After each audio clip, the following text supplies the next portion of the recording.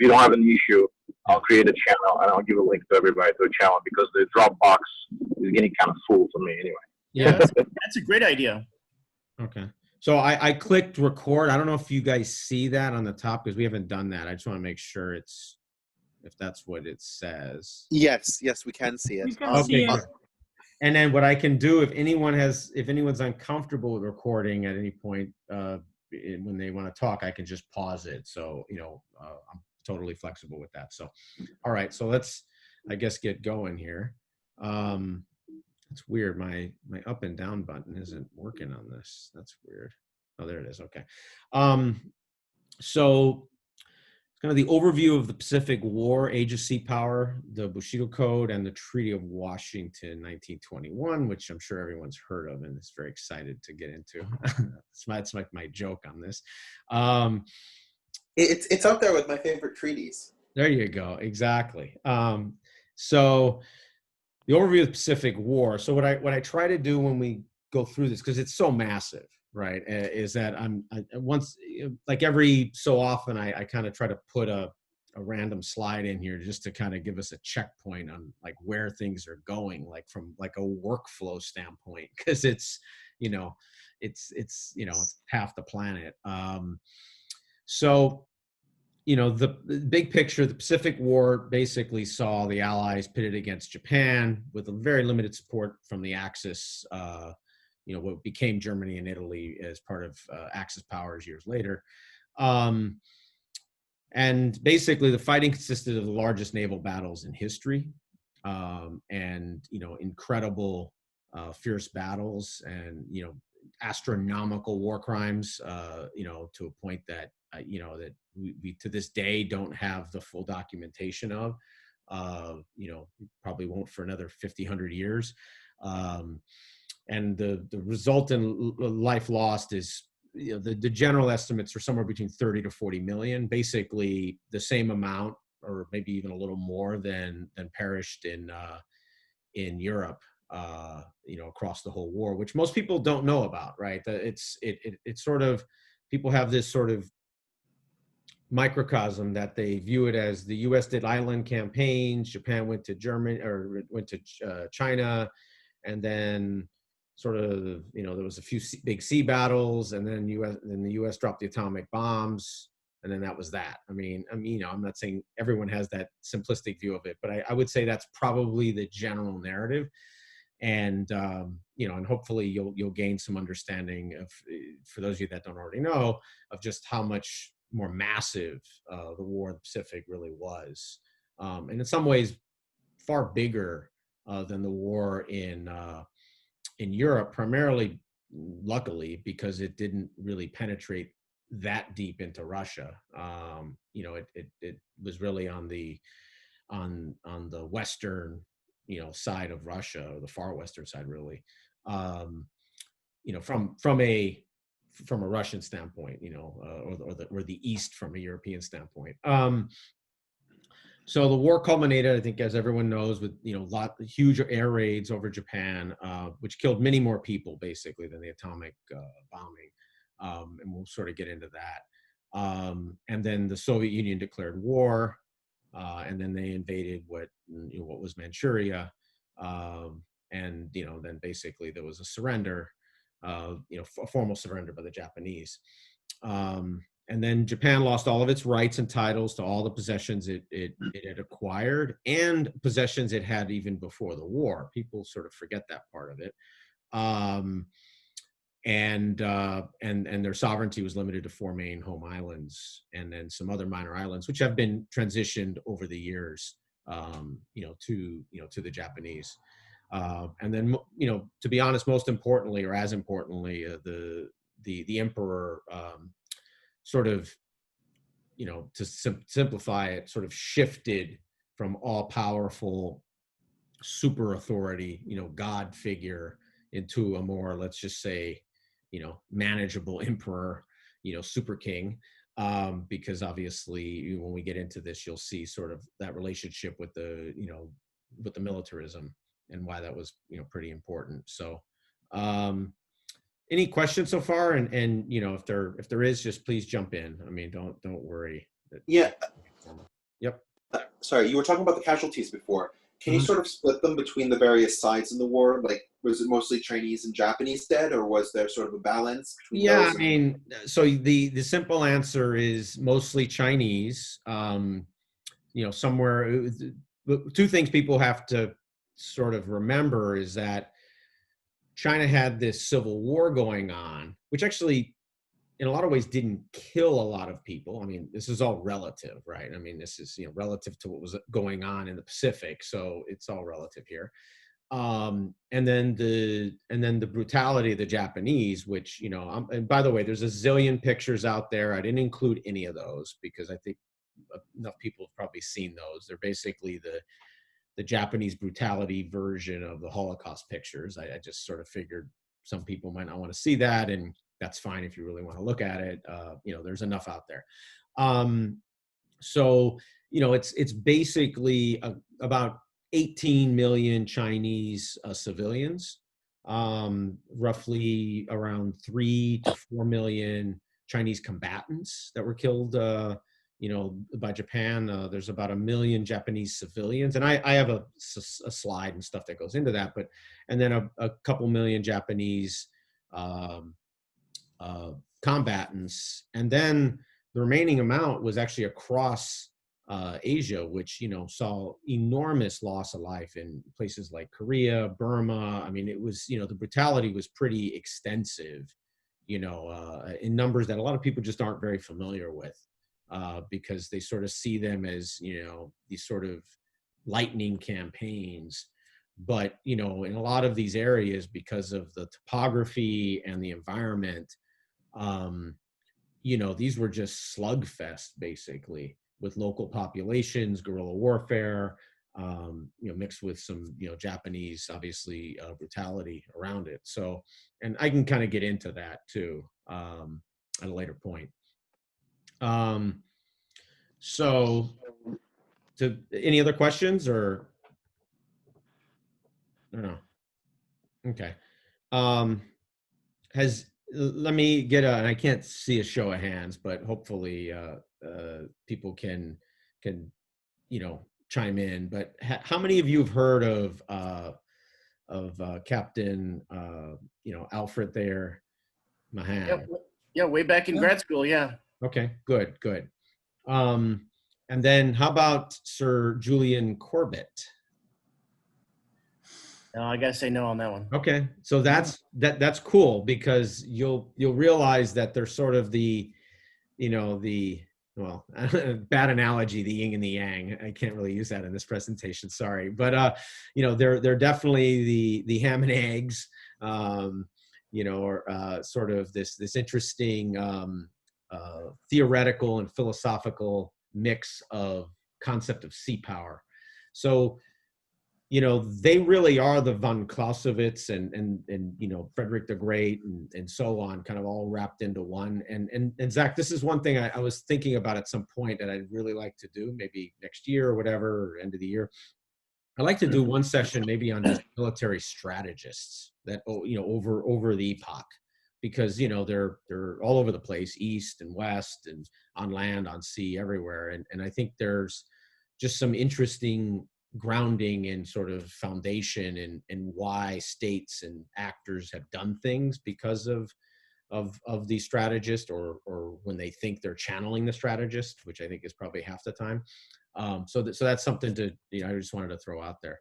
But so he wrote, you know, in essence, a you know, a philosophical, theoretical, and applied doctrine of naval power, which had a huge influence worldwide. Actually, it didn't have a lot of influence in the U.S., like kind of like how these things work sometimes, except with Teddy Roosevelt. And the big reason there is Teddy Roosevelt, if many of you might not know, but he wrote, and what still is the definitive history of naval warfare in the War of 1812 that's taught, you know, everywhere in the world. He wrote that about 150 years ago now. So you know, obviously, when President Roosevelt sort of, understood what was what his theory was, and Roosevelt was insane, right? I mean, he was a polymath, and he read an average of 3 books every 2 days while being president, which I don't even know what that means, but but he was just a machine when it came to knowledge and information.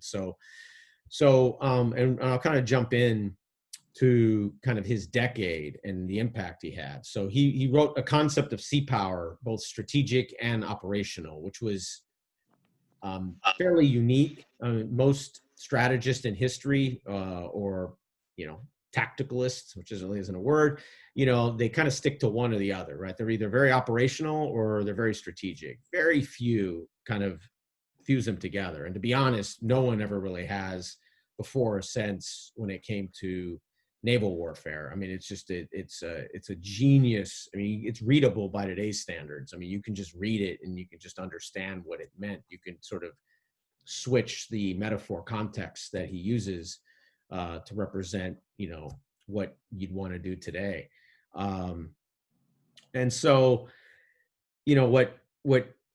what he basically determined is that if you're going to be a major global power, you have to be a sea power if you're going to be sustainable long term. And the big reason is that resources are everywhere, and you need to have the capacity to sustain those resources, commerce, management, and also to prevent raiding and to control sort of, let's just say, the physics, of your national power.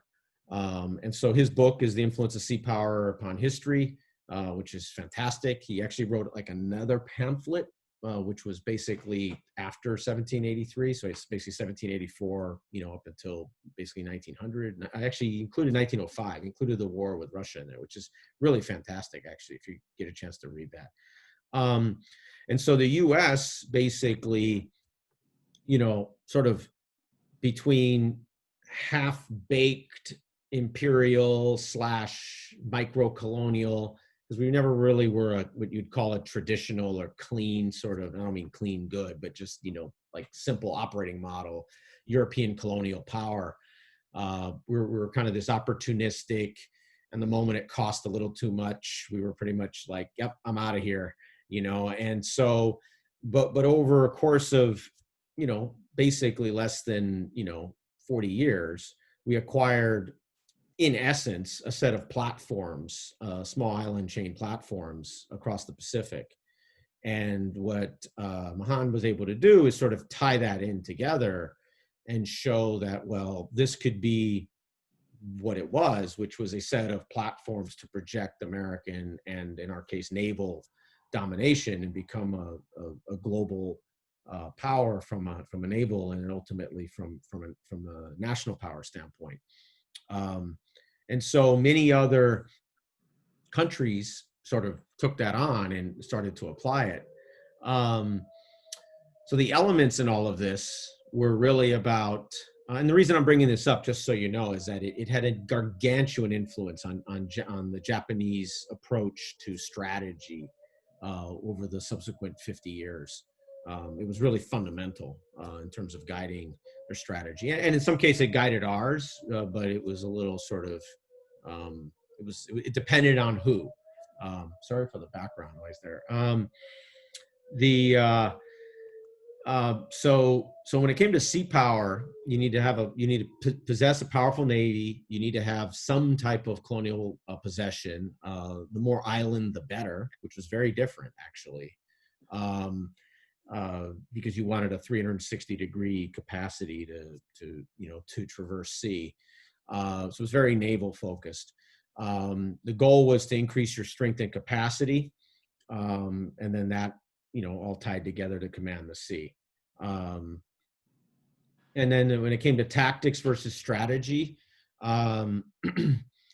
he really had a von Clausewitz, sort of this real-time pivot in the battle sort of philosophy, which was not how people in the naval world really thought. Very few did, let's say, about how you could actually command above, 1, 2, or 3 ship forces, not in terms of fleets.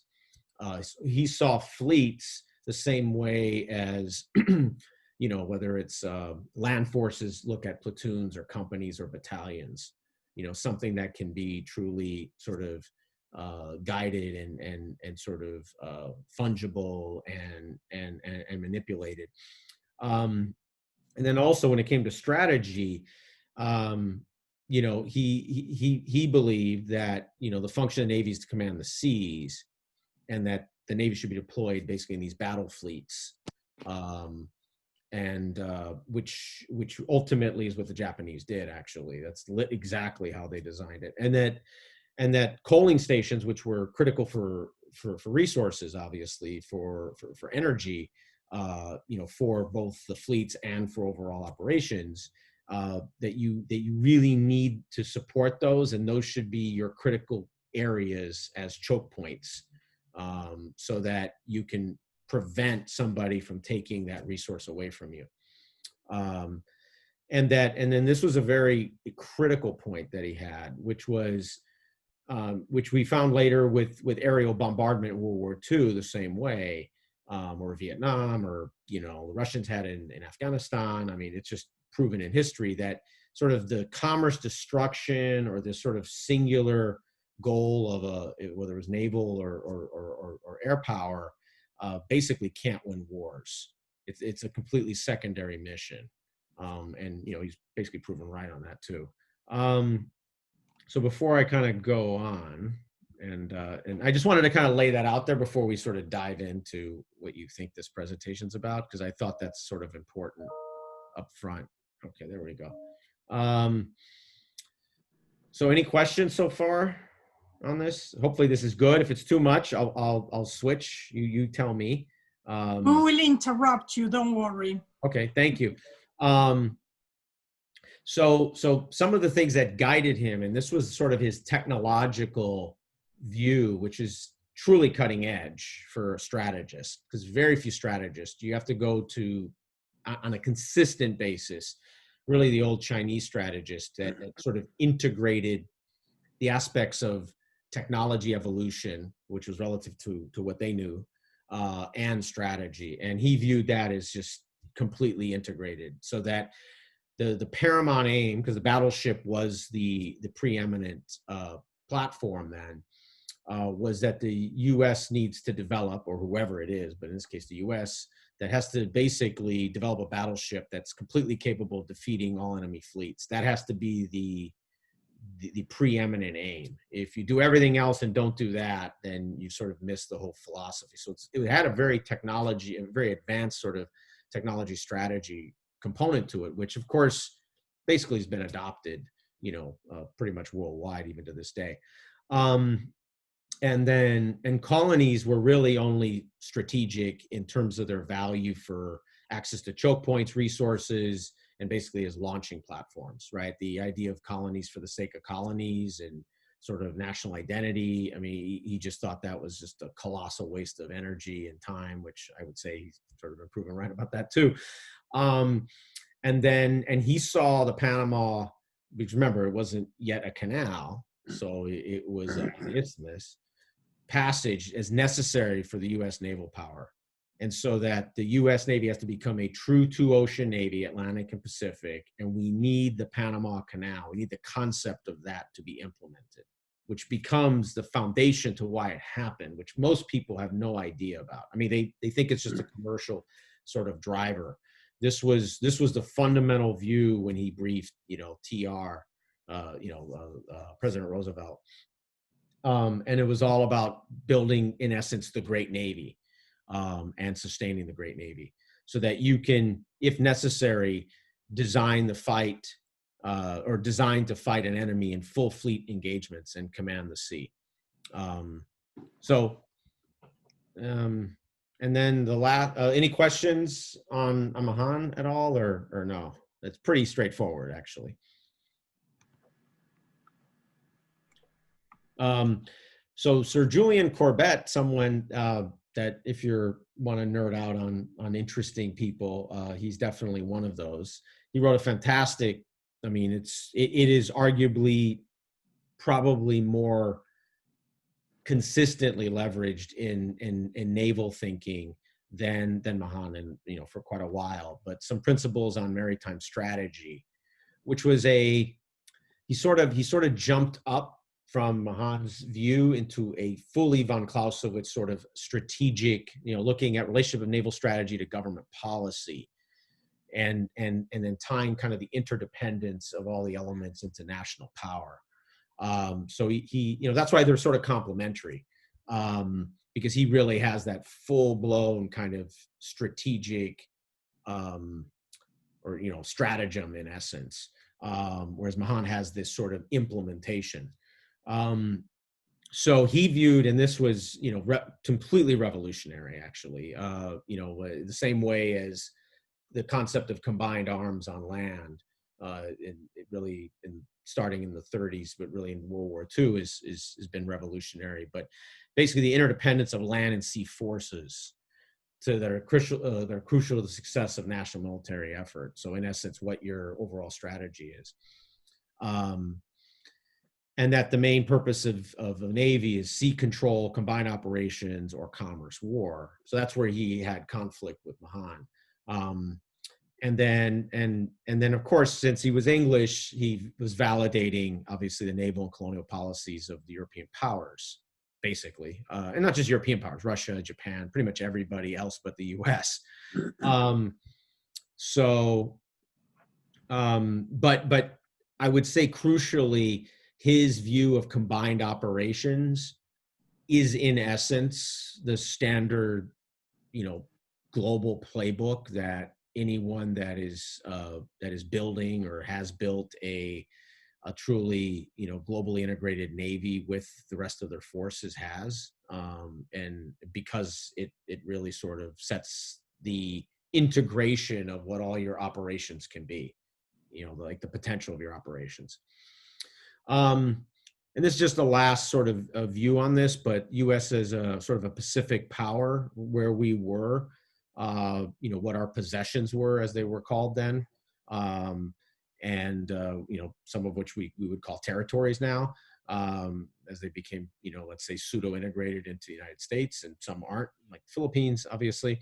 And this is sort of, the world that we had as of, let's say 1912. Any questions so far before we kind of dive in? And I hand it over to Hadrian, and we make a big pivot here. So I know I kind of led with some strategy stuff and sort of this background, and now I'm going to pass it to sort of Hadrian to kind of dive into kind of Japanese society. Any questions or no? Okay. Hadrian, you take it away. Yeah, so can you hear me? Yeah, can you speak up a little though? Can you hear me better? Yes, a little better. Yeah, okay, I have a microphone. Yeah. So the question I was wondering about was, so we did the presentation on the Russo-Japanese War, and we said that during the war, the Japanese treated the prisoners of war very well, and that they were less brutal than the Russians in Manchuria. So it's a bit curious when you think about it, because in World War II, the Japanese were literally probably like the worst offender in history in terms of like war crimes. And in fact, you could argue that Japan was even worse than Nazi Germany, because at least in Nazi Germany, the prisoners of war from Allied countries like France, the UK, etc., they had a low mortality rate. So they would survive most of the time. They only had like a 4% mortality rate. And now, of course, the Nazis would massacre the Jews and especially like the Soviet soldiers, etc. But at least for some reason, they were kind of like abiding by the rules of war with some of their prisoners. But Japan did not do that at all. So for the Japanese soldier, surrender made you kind of like less than a human being. And also they had this idea that it was kind of like ungodly to go against the orders of a superior. And the list of massacres that they did is really, really huge. And especially in 1941, 1942, at the beginning when they took over the colonies in Asia, they were numerically inferior, but they managed to capture a very large number of troops. So they were like maybe 90,000 around like Singapore and Siam, etc. And they captured 300,000 soldiers. And they just couldn't understand. For them, it was very dishonorable to do so. And then these soldiers were put to work. So they had slave labor, rapes. They did like human experimentation, and truly like terrible things. And yeah, so for every Japanese soldier killed approximately 7 civilians. And yeah, so my question was, what is the essentially? Yeah, so this is a book about the about building the I think it's called the Railway of Death in Burma. So basically, the Japanese used the prisoners of war to build as fast as possible a railroad in Burma, and they were treated horribly. And yeah, and so this is a book about that. So it's just one of the many examples. And so light reading, right? Yeah.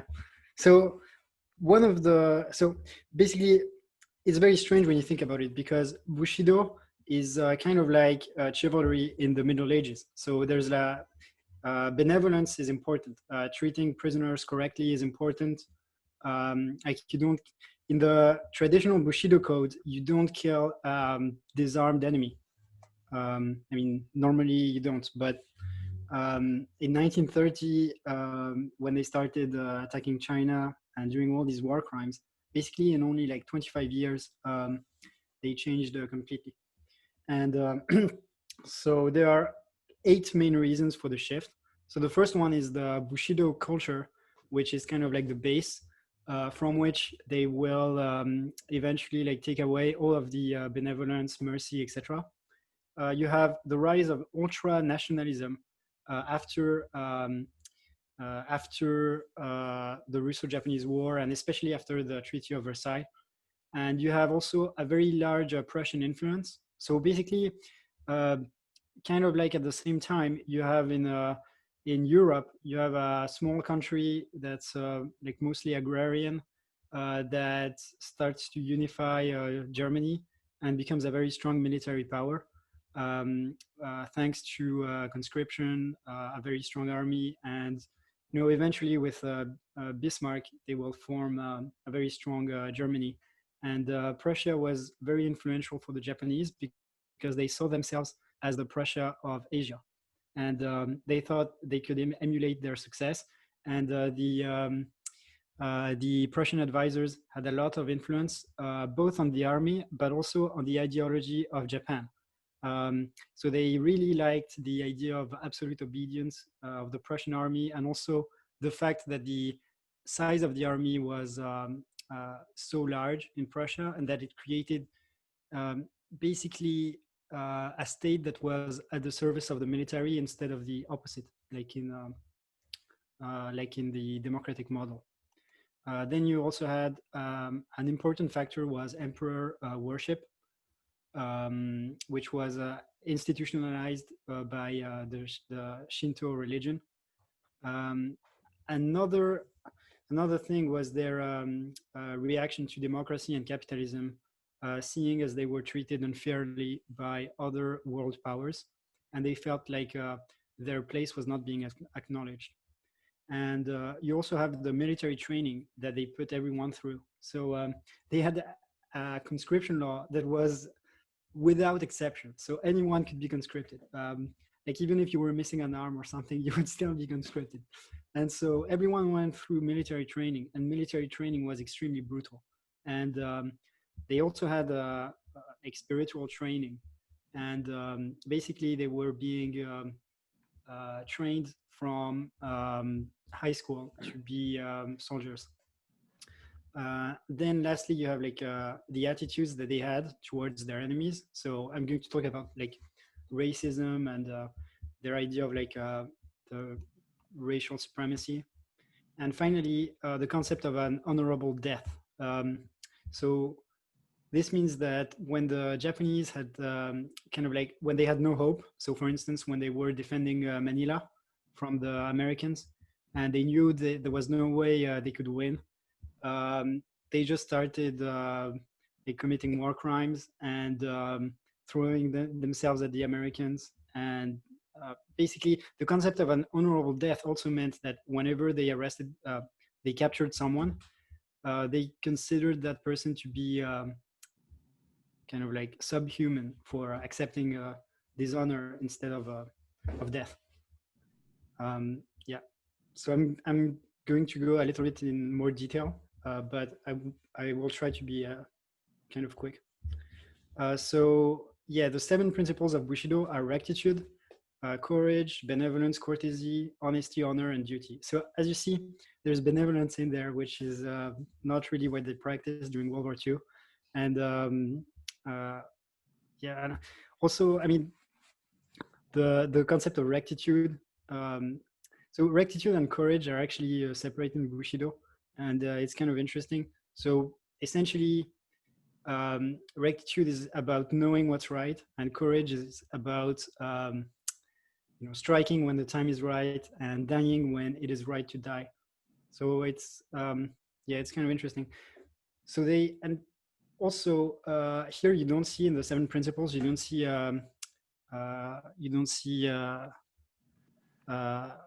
like the piety towards your parents, because it was considered auxiliary. So your first duty in the Bushido Code was towards your master, and then only towards your family.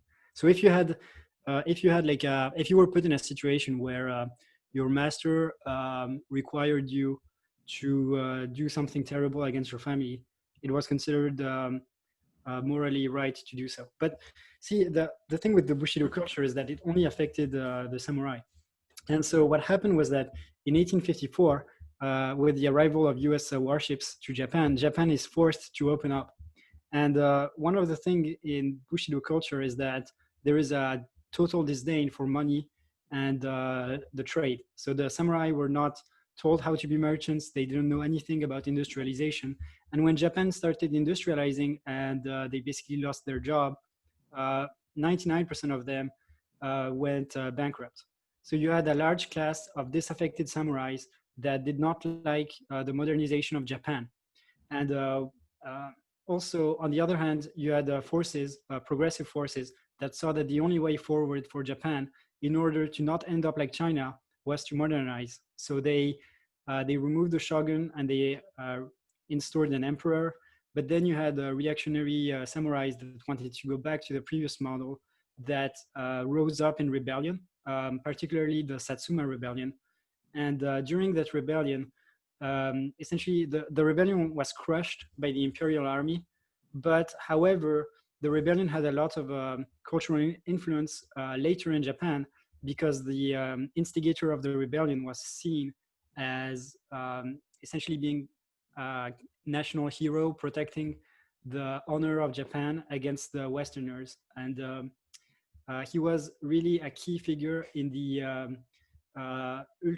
in the rise of ultra-nationalism in Japan. You're talking about Saigo Takamori? Yeah. So can we go to the next slide? Sorry.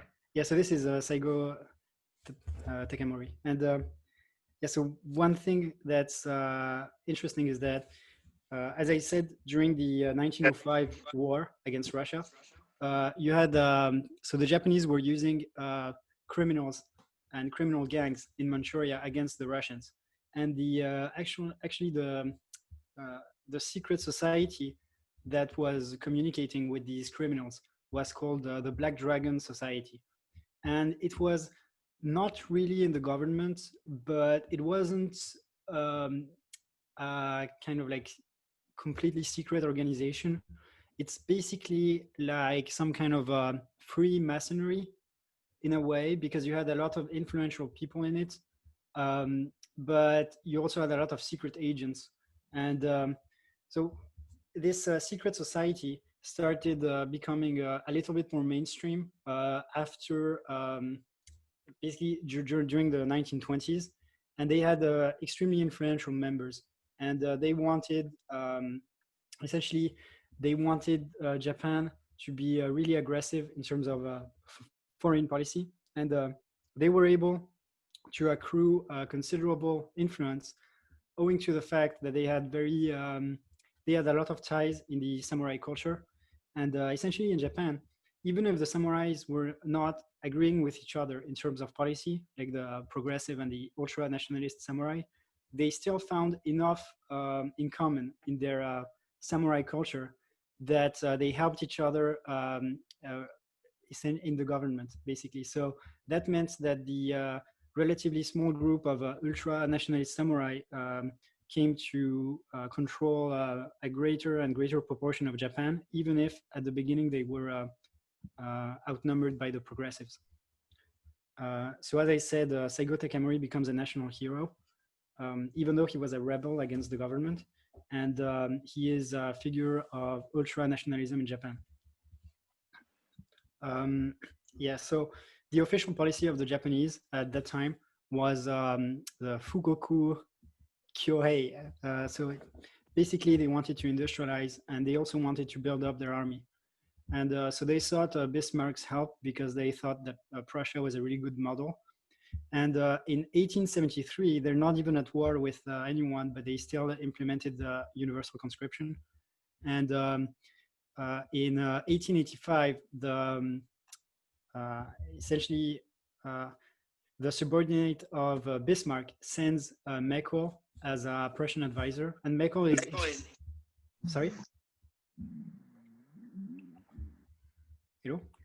No, just go ahead. I think someone just came off mute accidentally. Okay, yeah. So what I'm saying is that the so this Prussian advisor becomes extremely influential in Japan. So Japan was becoming more and more of a racist society, and yet this advisor had his statue in front of the like the training school for the top officials of the military in Japan, and he had it from the 1900s to 1945. So it was really considered the most respectable Westerner in Japan. And he reorganized the army, he reorganized the conscription, and he taught Japan. He said to the higher ups in Japan that the reason why Prussia was able to win was the discipline of the Prussian army and the fact that every officer was extremely loyal. And this was a message that, of course, fell right in the Bushido ethic, and so it was very well received. And he trained most of the highest ranking officials that ended up in World War II. So he was extremely... Adrian, may I ask how happened that Major Meckel became the advisor? So basically, the Japanese had a choice between like French advisors and Prussian advisors, but the French weren't too keen on Japan. And for some reason, Prussia was extremely interested in kicking the French out of Japan. So, yeah. So this particular person was sent by Prussian side, right? No, yeah. He was. Yeah, exactly. He was sent by the Prussians. Yeah. Okay. And one thing, I mean, he is considered one of the, let's say last, late 19th century's great. Let's say military organizational thinkers, and very much almost, I mean, not almost, I would say, the exact equivalent of what von Steuben was to the US during the Revolutionary War. He had a very similar sort of critical kind of force multiplier role in the thinking and organization, but he was far more advanced. I mean, he was a very cutting edge thinker. Part of my question was because of his title. He's just a major, not a colonel or general. Yeah, but what you have to realize is that the cadre, the history of great cadre trainers are generally not above colonel. Very few are, because generally very few military schools have a billet position for anyone above colonel, outside of some, kind of managerial sort of, level. But so usually it's somewhere between major, lieutenant colonel that are, typically the great hands-on. I mean, a Mahan was only a captain. I mean, not an army captain or a marine captain, but a naval captain, which is equivalent of a colonel. So it was the same kind of thing, Okay, thanks. Sure. Adrian, during this period, Germany is a part of Prussia? In 1885? Right. Wait. Yeah, I mean, it's like you almost don't want to call it what you think Germany is today. It's not the same Germany, either post-World War II or post. Well, by 1885, Germany was a complete union. It unified in 1871. No, I get that, but it's not constructed like it is in a way anyone today would think the word. Sure, it's a number of separate countries under one government. Yeah, and also just the territorial. Yeah. Boundaries are not anything that we would be. In terms of the question, yeah. Prussia initiated the creation of Germany. Yeah, sure. So Germany was bigger than Prussia. Prussia was the heart of Germany and provided all of the administration and the government. So basically, Germany was the name that Prussia gave to their larger accumulation of what had previously been independent states. Sure, absolutely. But I just want to make sure people don't think it's the same thing that we have understood Germany to be the last 100 years. It's a different structure, and it's in the totality of it, in terms of its boundaries and borders and the peoples that were in Germany then. May I ask, could you place this in? Is this the Meiji era? Because the Meiji era. Yes, this is the Meiji era. Yes, but the Meiji Restoration took place in 1868 and continued until Meiji himself died in the 1920s. Yeah, and then there was the Taisho, but the Meiji emperor was dressed in Western clothes, and he was, and it seems to have ushered in a period of Western dress and that sort of thing. And I don't quite understand how this Westernization got rejected. Well, it didn't get rejected. I think what you're presuming is the fact that when people acquire technology or customs, that they're by order also going to acquire the same values. And, I think in history that's, on average, most don't. So I don't think the Japanese were doing anything too radical in the fact that they weren't acquiring, let's say the quote unquote Western or modern liberal values, that they were still, in character, Japanese, and they were also evolving out of where they were before, which, in generation terms is not kind of a switch that you flip. You see the same thing everywhere in the world, right? You see in the United States when it comes to race or when it comes to people's attitudes on all kinds of things, that, you just don't flip a switch and the same person over 50 years kind of completely evolves. Some people do, but across society, that's very rare. I was going to say, if I could add, one of the things is that in the Japanese modernization period, the way that Meiji defended the act of modernization was to protect Japanese culture from the invaders, right? That they saw what was going on in China, where they were being forced to adopt Western values and Western society. And so in order to protect Japanese society from those things, we need to adopt their technology. So it was never this argument that Western culture was superior. It was the argument that the foreigners will take us over if we don't copy them in certain respects. So there was no real push within the Japanese government, even from the most pro-Meijyists, to abandon Japanese culture and become a European state. I guess you have your traditions and you pick up what you find you want to, you think that is useful to you to keep your traditions. I mean, I lived in Japan for a long time, and if you look at photographs of the Meiji period, people are wearing suits, and the emperor is in a a carriage that looks like Queen Victoria's and dressed in that way. But I take your points. It's superficial, perhaps.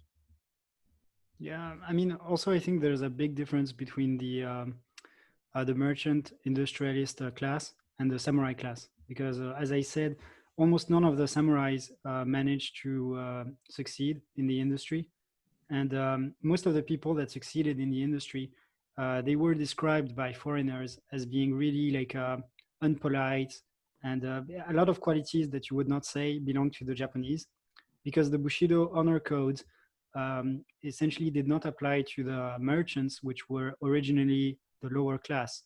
And so it wouldn't surprise me if the merchants that were the first to jump on the opportunity to trade were also very eager to adopt Western's ways of clothing themselves as a kind of a way to elevate their status.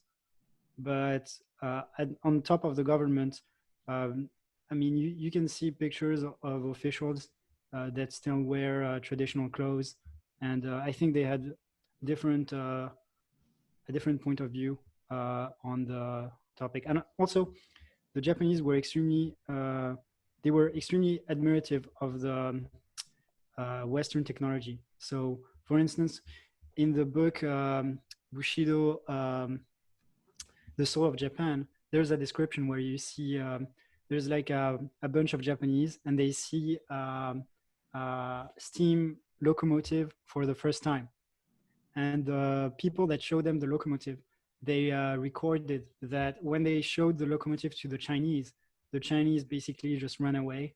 But the Japanese, at first, they were afraid, but then they started asking many questions on how it worked, etc.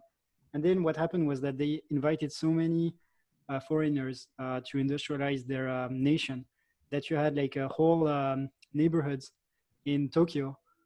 So basically, like you had a neighborhood in Tokyo in which you had like Scottish architecture and Scottish buildings, and even like essentially the Scots brought their church with them. So you had I mean, yeah, so they allowed foreign enclaves of engineers because they thought engineers were really, I guess, necessary, and they were also admirative of their skill. Yeah, what about the political culture? Did they have a parliament now, the Diet? When did they acquire a parliament? Late 19th century? Did they have political parties in any sense? Yeah, so they had political parties. Essentially, the parties were divided in like the way in which they wanted to expand. So you had, so there was a party that wanted to attack the Soviets, and that party had to be, I don't remember the name, but that party had to be put down so that they could concentrate on the Asian co-prosperity sphere. And essentially what happened was that at first the ultra-nationalists were repelled, but then they came back through like indirect means, like the Black Dragon Society, etc. I don't think there was really a parliament. I think it was mostly a very a very small number of individuals. In fact, during like the 20s, it's recorded that there were like no more than 100 people in the Black Dragon Society. But the 100 people would be like ministers, very powerful people. So I just went to Emperor Worship, Hadrian. Yeah. Okay.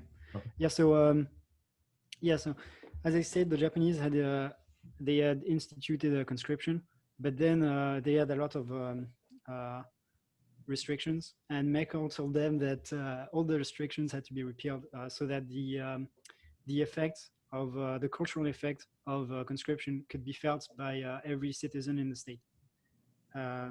And the war minister Yamagata, who I think was also trained by Meckel, pushed for this when he was put in power.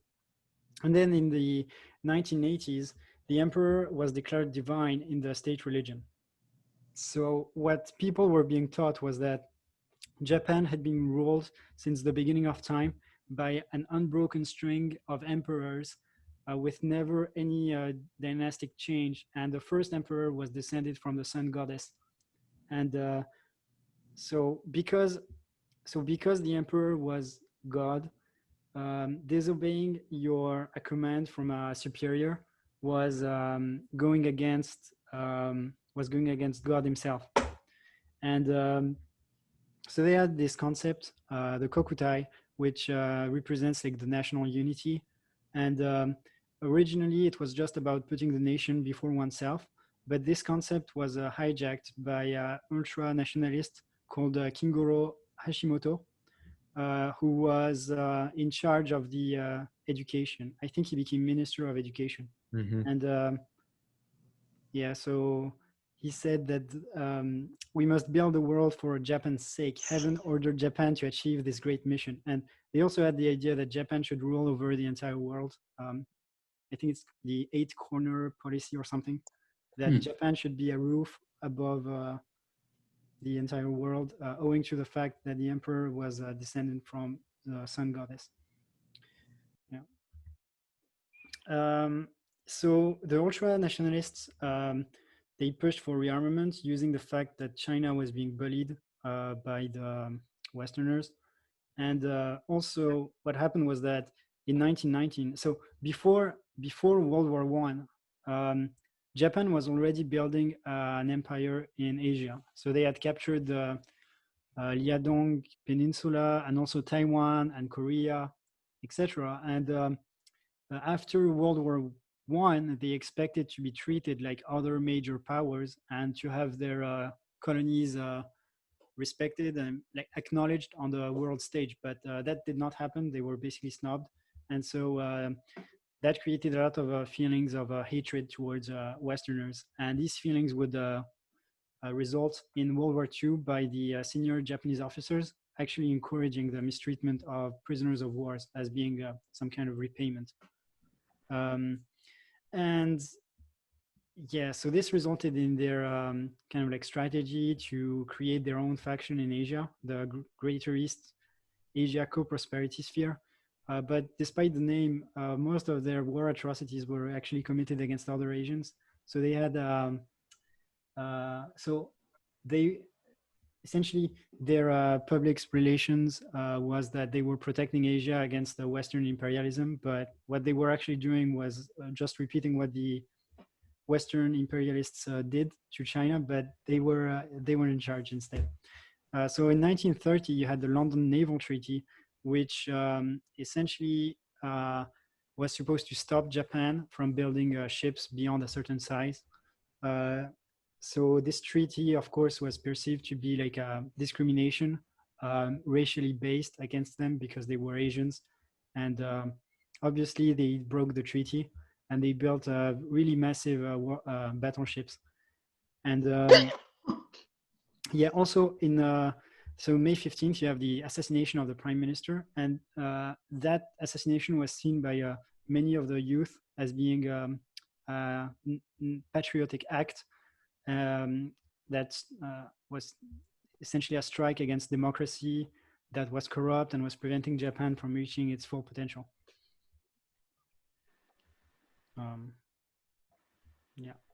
Yeah, and so also, yeah, the military training. So, oh yeah, actually I was mistaken. So the person that was, so the military commander that was appointed Minister of Education was actually Sadao Araki.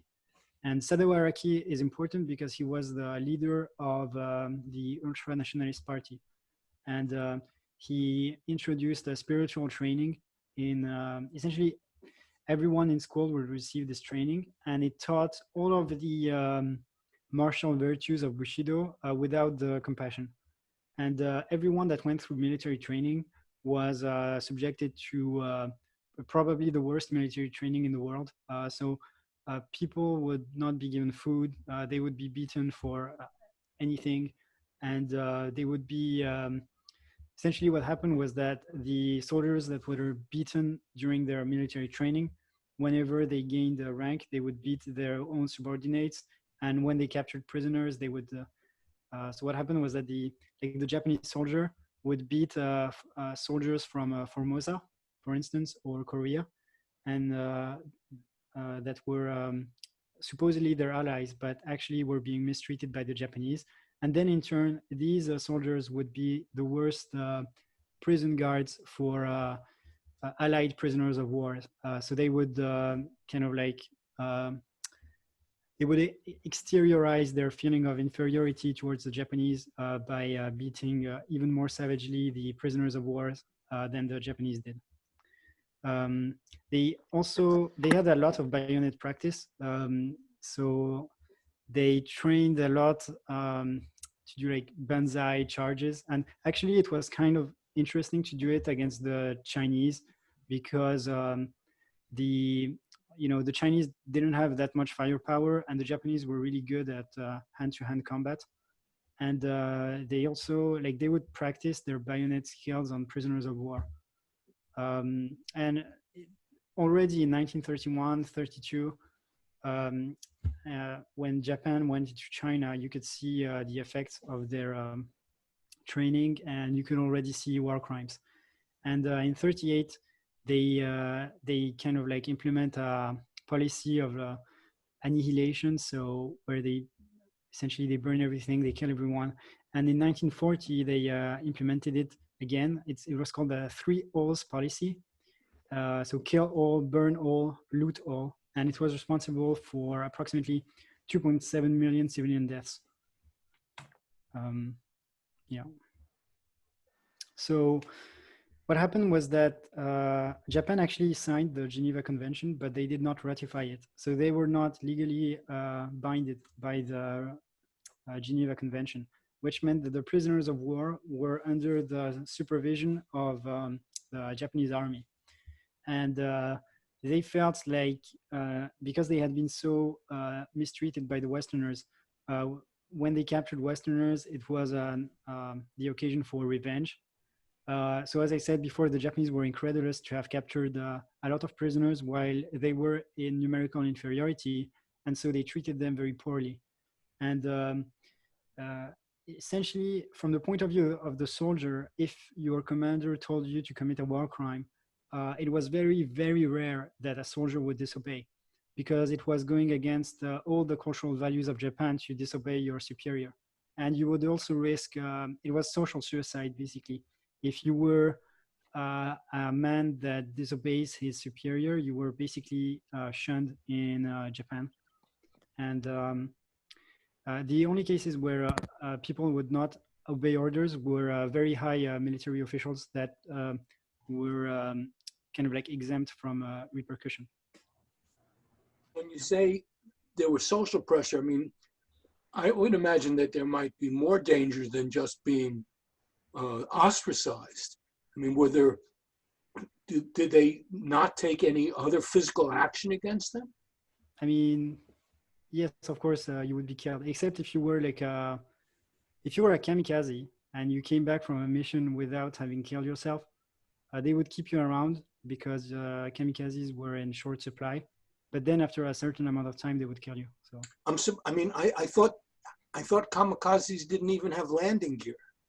You're wrong about it. There's a story of a kamikaze that came back 30 times. Yeah. No, I mean, not all kamikaze. I mean, remember, it was all based on what phase, and we'll get into that later, like of the war you were in terms of which aircraft the kamikazes used. But and I think this is the last section here. Yeah. So this is the last section. So one quick point before you go into this that I think is really important to sort of understand, and when you kind of hear this number, it'll just, I mean, it sort of blew me away. So across the whole set of island campaigns that the U.S. had, which are some of the most brutal battle that maybe humans have ever had, there was only one. This is all the way through Okinawa. There was only one Japanese soldier that deserted, that deserted to us across all of those campaigns, which is a percentage number that's just never been seen anywhere, really. I mean, even U.S. Had desertion in Europe. So I mean, not huge numbers, but they existed. But the idea there was only one across that complete campaign. So that'll maybe set the table on the concept of honorable death. Hadrian. Yeah. Yeah, Aaron, let me suggest on this is Joe Joyce. It wasn't just that they weren't surrendering. We weren't taking prisoners because we didn't trust them to surrender. So it's more than just. That. But remember, at a combat management level, you do want a certain small percentage of, or you think you do in the early phases of surrendered forces because you think you can gain information out of them. But you're right. At a certain point, that's sort of pointless, and also the shape of those battlefields that were on those islands didn't make the processing of POWs real pragmatic, let's just put it that way. And like you said, they were not, let's just say, very compliant. So yeah, that was, I mean, we basically would just tie them up and put them in LTVs, you know, which were like the landing crafts, and then just, you know, sort of haul them back, like put them literally in nets so they couldn't get out of the net, and then just pick them, like kind of, what do you call it? Like crane them from those nets into the ship.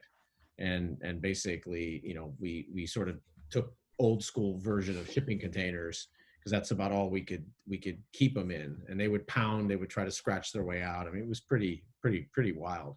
So anyways, yeah, I'll go ahead, Adrian. Yeah, so as I said, in 1890, there is a document that's called the Imperial Rescript to Soldiers and Sailors, and it was essentially a policy for how the soldier should behave. And there's a quote in it: "Duty is heavier than a mountain, death is lighter than a feather." So you were not supposed to question orders, and you were supposed to accept death.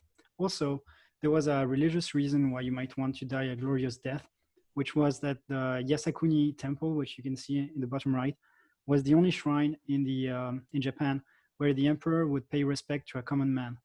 And there are more than 2 million names in the temple, and these are the names of soldiers that died a glorious death. And you would become like a glorious national spirit if you did so. Hadrian, could I just ask you real quickly, was there in Japan in the pre-World War II period a social caste system, you know, aristocratic hierarchy similar to Britain? Yes. If you were born a samurai, you would be like a samurai. It was basically, if you were born a merchant, you would be the lowest of the low. And if you were like a laborer, it would be, I mean, basically the Japanese society was extremely stable. And the reason why it was so stable was that contrary to Europe, nobles were not allowed to accumulate wealth. So it wasn't possible if you were a noble to set up your, I don't know, your shop or something, your mill, and just start accumulating capital that way, because it was seen as very unnoble. Yeah. Was there much of a circle of nobility radiating out from the emperor, given that the emperorship was relatively new generationally? Wait, so do you mean, did the emperor create nobles by? Yes, like was there children? Yeah. Yeah, princes and then dukes and then, you know, that entire sort of which would be, I guess, different from the samurai familial hereditary circle. Yeah, I mean, I just read about wait, so what's it called? The Tale of Genji. Yeah. So in the Tale of Genji, there is like the hero is a member, I think, of the imperial family, I think, and basically everyone that was a member of the imperial family had an estate and servants and stuff like that. So if I can speak to that question, there wasn't really the creation of a new noble class. You had the rise of the Zaibatsu, which were these massive industrial conglomerates, and the heads of those were usually married into the daimyo, which were the provincial lords, right? So you had the daimyo, and the daimyo below them served the samurai. So the daimyo basically bought into these major industries because they were the ones who worked with the foreigners, and they built these zaibatsu. So their prestige in Tokyo increased, but they were already of noble heritage. It's just that their noble heritage suddenly meant a lot more because they weren't providing food anymore to the emperor. They were providing machines to the emperor. But there wasn't a new nobility that was formed. And there weren't dukes, marks, or marquis, or similar to European titles of nobility operating in Japan during this period. Okay. Yeah, actually, So would I'm be very assuming surprised. they're the ones that went to the military schools and got their offspring, got highly regimented, etc. And it may be. I mean, the thing is, Japan had mass conscription, so everybody was conscripted. Peasants were conscripted into the army. It was actually one of the. It was actually one of the major disputes that's like what Takamori and other samurai had in the early period in the 1870s, 1880s, was the creation of these peasant armies. Because how could people of low class be taught how to wield a weapon? And even more, they're not being taught to use a sword. They're being taught to use muskets. Yeah, the army cut across Japanese caste. Interesting. Thank you. Was there social mobility in the army? Not really. I It mean, didn't translate. It didn't translate outside of the army. So you could rise in rank within the army, but it's not like somebody would then hire you based on having military experience. But did you have like generals that were not from the samurai class? That I don't know. I can't remember any off the top of my head. Actually, I would be surprised if that was the case, but maybe. Yeah. Hadrian, where you say that Yasukuni is the only place where the emperor pays his respect to the common man, is that still the case? Because the emperor, like the last emperor, would go out a lot into the community, to the hospitals, and would mix with the community a lot. I mean, I think Hirohito was not a very benevolent person. Like he didn't face charges for his war crimes, but because the people that were directly underneath him were encouraging war crimes, I think he was. So I don't think Hirohito would be a very, let's say, kind of like humanitarian benevolent person. Yeah, kind to the common soldier, etc. But today maybe, it's the I'm wrong. prime minister who makes the visit, not the emperor. So. Yeah, I was going to say the role of the emperor has changed significantly since the MacArthur period from 1947 to 1950. Exactly. Yeah, and the other thing you have to realize is that Akihito, the current emperor, married a commoner. He didn't. It was a huge issue when he did it, but he married a commoner, and so his position relative to the general Japanese people is a lot closer than during the period of Hirohito and before, where the emperors literally said that they were gods. One of MacArthur's requirements of Japanese surrender was that Hirohito get on the radio and say, "I am not a." Exactly. No, sorry, just agreeing, Richard. Yeah. All right. So, any more questions on the Bushido? Because I think everyone was really interested in that, which is great. That's why I wanted to make sure I included it. So, if there's no more, Hadrian, thank you so much. You did a fantastic job. And thank you, Hadrian. Yeah, and I connected with him originally because he did a whole, 4 times this much on it about a month or two, maybe it was about a month and a half ago or so on a different session, which was great. So maybe eventually we could maybe do a dedicated one on that, at a later date if you're interested in that, Hadrian. So massive pivot again, and hopefully you guys like this. Tell me if you don't. But the Treaty of Washington, and the reason it was in the Treaty of Washington because it was a Washington Naval Conference. Or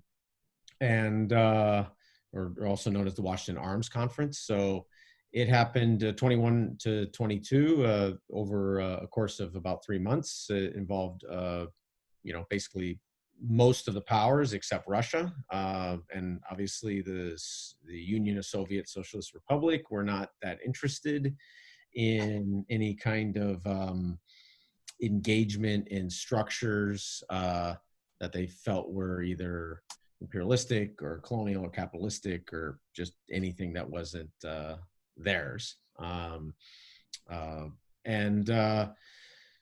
So a couple things about it, and this is what's sort of one of those, oh, wow, that's pretty interesting. So Warren G. Harding, not necessarily known as, let's say, one of our top 10 greatest presidents. That's sort of a little bit of a joke because, he definitely was regarded often as someone who maybe didn't take his office that seriously. But he took this role very, very seriously. And it was the first international conference held in the US. It's considered to be the model of successful treaty making. It's basically studied as the approach that you generally take in constructing treaties. And the whole point in the conference was to limit sizes of navies, because given what we learned already about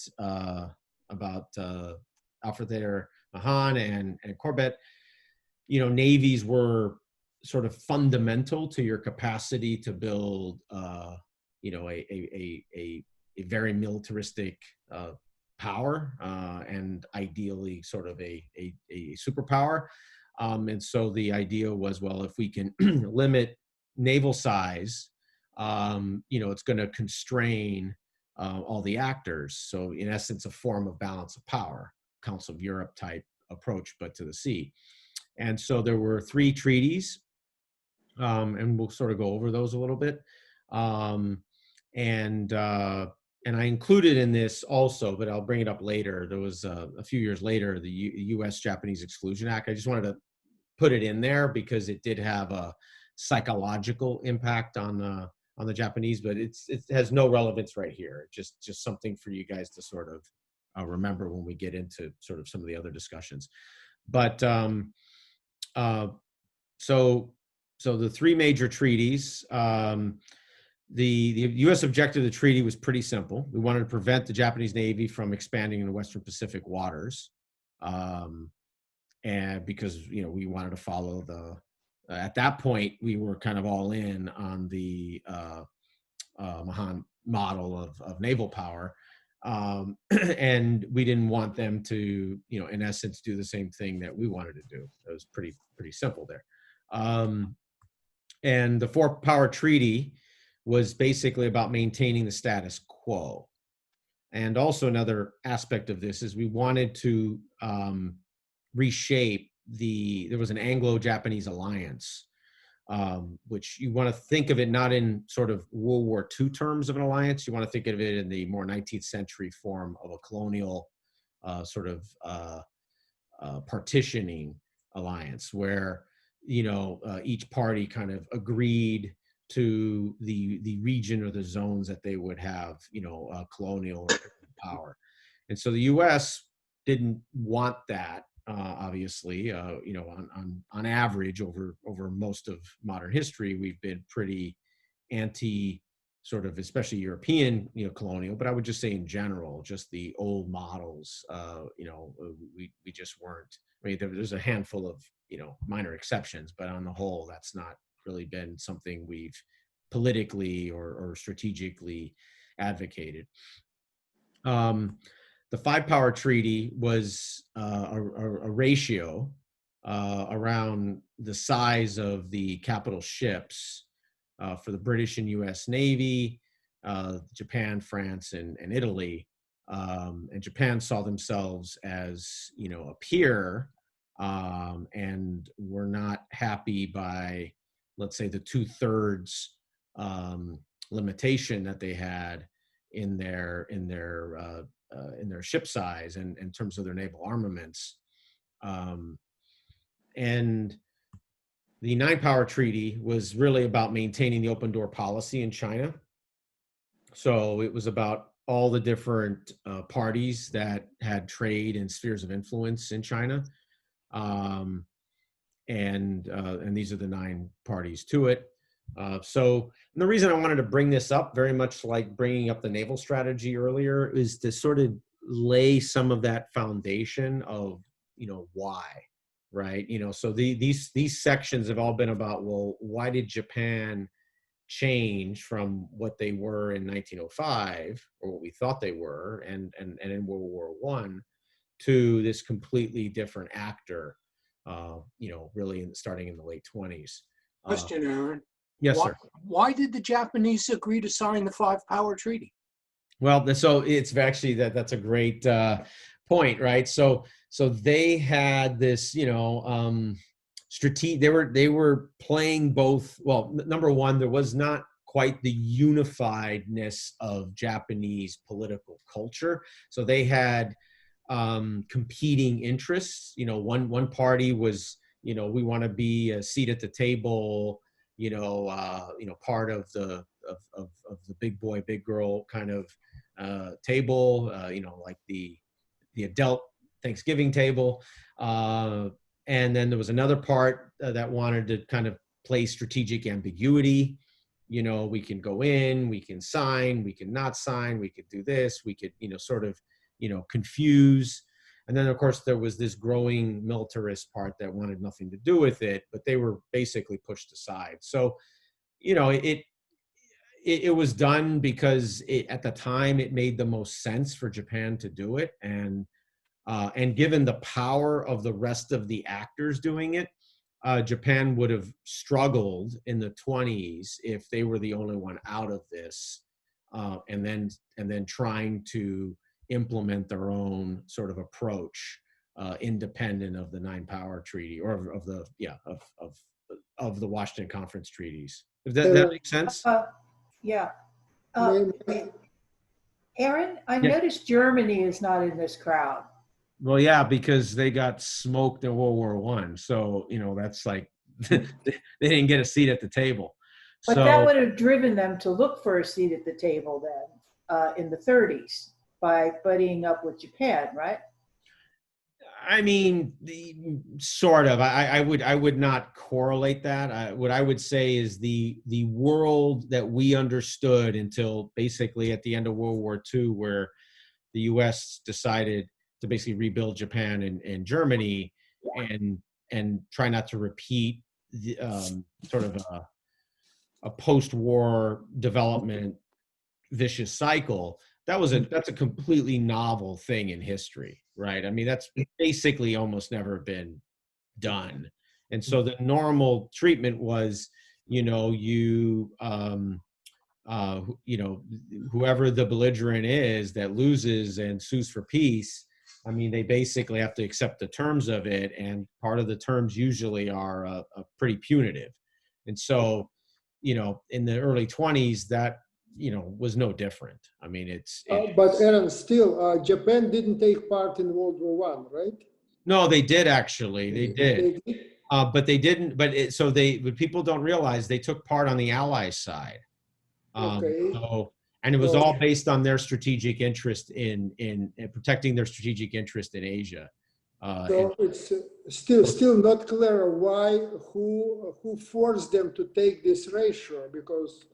Well, no, when I say no one forced them, but if they were the only party out of the other 8 nations, and those other 8 nations were compliant with each other, the other 8 nations in principle could gang up on Japan. And that's why that's part of the concept of treaty theory, actually. It's part of why. Did the Japanese have a cheat? I mean, I'm sorry? Did the Japanese have a cheat on the limitations? Well, oh yeah, of course. We'll get into that. Yeah, absolutely. So they decided to sign to keep everybody's good opinion, but then they knew they could do what they. Well, that was the blend of the strategic ambiguity. So there was let's just say we want to do it the right way crowd, or sort of the right way crowd, and they got pushed aside in the 20s as Hadrian's kind of what do you call it, intimated, and then I'll get into more details on like the mechanics of how that happened. Yeah. So what's confusing to me is so clearly there were factions in Japan. There was a nationalist faction, there was the extreme militarist faction, there was these people in the middle, but they didn't have elections that were effectively, selecting or controlling political power. So what was the basis for competition among these factions? How did one become strong and the other become weak? How did they change? So who was their constituency, or what was the basis for factional warfare? I mean, that's a whole other kind of conversation, and I know Richard has tremendous background. I would say, amongst all of us, the simple answer is that you did have a lot of, to sort of simplify it, sort of councils. And those councils had varying, like you almost want to think of it as like, it's like a staggered hierarchy. And, you not just competed, but you also had boundaries within your sort of, think of it as your the honorarium that you had. And so you would have individuals that would, be competing, or collections of them, groups of them, and you would either try to take control of those councils, or you would try to highly influence those councils, and which, happens many places in the world that haven't been, let's say, fully developed into liberal democracies. That's a form of in essence, concentrated, non-devolved governance. And so, that was Japan very much in the 1920s. And the militarists were up and coming. So I want to be really clear, by 1921, it isn't like they were ascendant yet. They were in this early kind of primordial state. They were starting to build support, because remember, it was still 11 years later until they helped and assassinated the prime minister. Or one of the times they assassinated a prime minister. So it wasn't like they had built all that support yet. Aaron, what was emperor's role in determining the policy, if any? Well, yeah. So I'll get into that. There was if your answer is around this, he absolutely sanctified it. And if your answer is, and also the War Council, et cetera, and then basically by the early 30s, they had a group they called the Big Six, which I'll get into later, which is really sort of all of the, let's call them the real power of the state. It's really the six big leaders, from prime minister, foreign minister, and naval and army, minister, chiefs of staff, and the emperor. So it's really 6+1. But so that hadn't been really constructed yet. It was sort of partially constructed. So you still had this very loose kind of, I don't want to call it feudal, but it was, modern version of a very, kind of distributed form of decision making, which is what made it a very chaotic period, and allowed, obviously, militarists and nationalists, ultra-nationalists to be able to ascend, obviously. Yeah, but in the years preceding this, you said in 1890, emperor became a godlike figure. So was he an initiator of any policy or policy change, or he was just approving what was brought to him? Well, that's a good question. I mean, Richard, I think you can go a little more detailed than me. I'll talk about this. Thanks. Emperor Meiji was very direct in terms of the choices that he made. He was a very active ruler. Mm-hmm. Now, it sort of falls into a little bit of Paul's question. There were different political parties because the samurai didn't agree with each other. There were numerous factions, and the daimyo didn't necessarily agree with the samurai. So you had all these different groups who were in councils before the emperor, and they coalesced into what you can call political parties because they had the same sorts of platforms. But it's not. But it wasn't that they were going for an electorate. It's that within the councils, people just naturally divided based on preference. And Emperor Meiji would often consult with these different parties and would promote certain individuals to more direct posts or demote them to less direct posts, depending on how he felt about an issue. As you move from the late 1800s into the early 1900s, power starts shifting away from the emperor and toward these councils. By the time you get to the mid 30s and 40s, while Hirohito definitely has a lot of pull over these councils, the councils are generally running the war, not him directly. Yeah, exactly. Okay, thanks. So, the the Treaty of Washington, part of what made it, you know, and I would say it was successful in Europe, minus Germany, because Germany wasn't part of it, but was that it sort of locked in place existing sort of power, and countries like Britain and France had to give up a huge amount of their naval forces, including, and the US for that matter. And that was a important point that actually President Harding even made to the Japanese delegation, that we're actually giving up 10 times more than the 1/3 you're behind when it comes to us.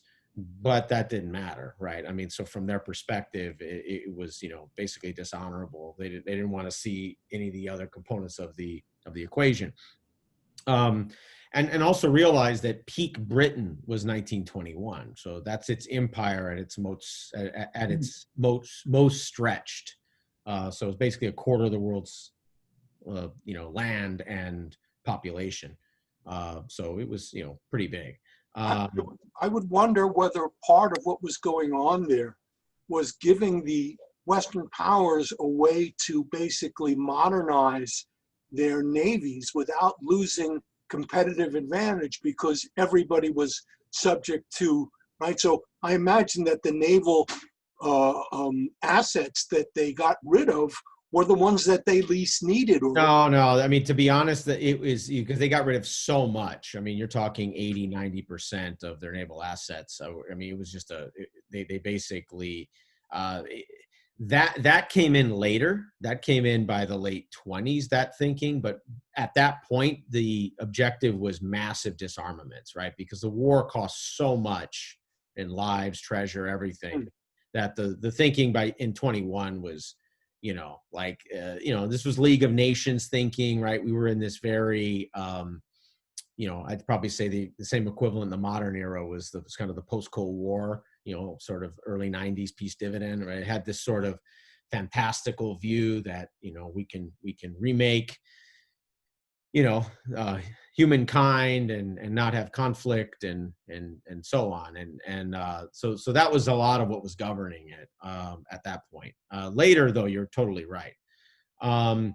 So now to pivot sort of to what Japan wanted, you know, they wanted to maintain their power they had in Asia, in Qingdao, in Qingdao and Siberia and Yap.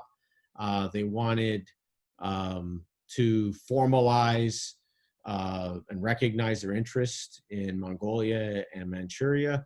And they didn't want to be vulnerable because they basically presumed there would be conflict with China, which they were right. I mean, most of which they started themselves, but that was their view.